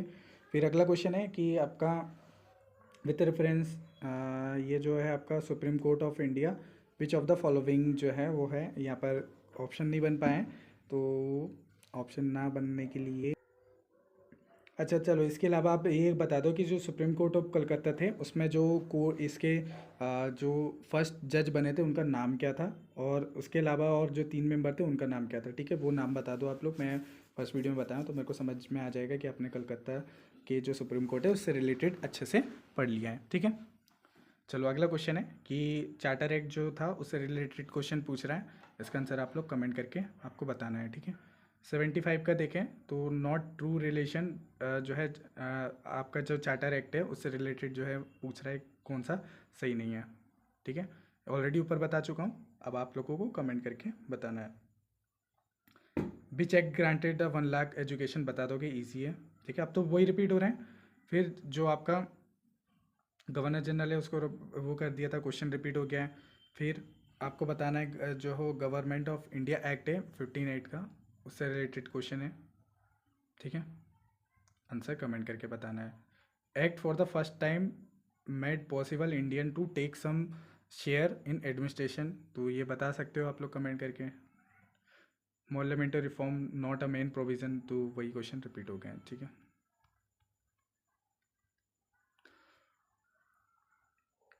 ओके, पहला क्वेश्चन है which act created a chamber of princess with the 120 member. तो ये मैं आपको बताए वो हूँ, कौन सा एक्ट है बताओ कमेंट करके, बताओ बताओ पहले कमेंट करके बताओ। ठीक है, बी आंसर इसका सही आ जाएगा। इसके बाद जो है 82 का पूछ रहा है कि प्राइमरी पर्पस क्या था उसका। तो प्राइमरी पर्पस क्या था हमारे मोंटेग्यू चेम्सफोर्ड रिफॉर्म का। तो प्राइमरी पर्पस था बी प्रोवाइडेड डायरकी। ठीक है, डायरकी प्रोवाइड करवाना। ठीक है, डायरकी बता दोगे इसके बारे में। गवर्नमेंट ऑफ इंडिया जो है पास वेस्ट अपॉन द किसके, वेस्ट अपॉन किसके बेसिस पे था। ठीक है, government of India act which subject were treated as a reserve seat. तो इसका आंसर आपको कमेंट करके बताना है, क्योंकि यूपीएससी का PYQ आपने लगाया भी होगा। ओके, वैसे आंसर इसका ये आ जाएगा। ठीक है, चलो, डायर की इंट्रोड्यूस करी गई थी, वही क्वेश्चन रिपीट हो रहे हैं। ओके, क्लियरली डिफाइन करा था इनमें से किसने, तो आपको बताना है। इसका आंसर बताओ पहले कमेंट करके 87 का। ठीक है, इनमें से कुछ नहीं है आंसर इसका। ओके, छोड़ो इसको। ये देख सकते हो हिंदी में, देखो यहाँ पे टाइप नहीं हुआ है कि प्रांतियों में कार्यकारी द्वैत शासन लाया, मुसलमानों के लिए पृथक जो है निर्वाचन लेकर आए थे। केंद्र में जो है आपको द्वारा जो है प्रांतीय विधायी अधिकारों का हस्तांतरण किया गया था 88 का। तो इसका सही आंसर आएगा 3D, तीनों इसके सही हैं। बाई कैमरल बनाया गया था फर्स्ट टाइम बाय, कौन सा एक्ट के माध्यम से बनाया गया था बाई कैमरल। ठीक है, तो डी आएगा इसका आंसर। 90 जो क्वेश्चन है कि चार्टर ऑफ सेलेब्री पंडित जवाहरलाल नेहरू ने किसको कहा था, बताओ कमेंट करके। ठीक है, फेडरल कोर्ट इस्टेब्लिश करी गई थी, बता दोगे आराम से, इसको मैच करो। ठीक है, इसका आंसर भी कमेंट करके बताओ, ये भी बता दोगे। Principle of constitutional autocracy, principle of constitutional autocracy क्या है,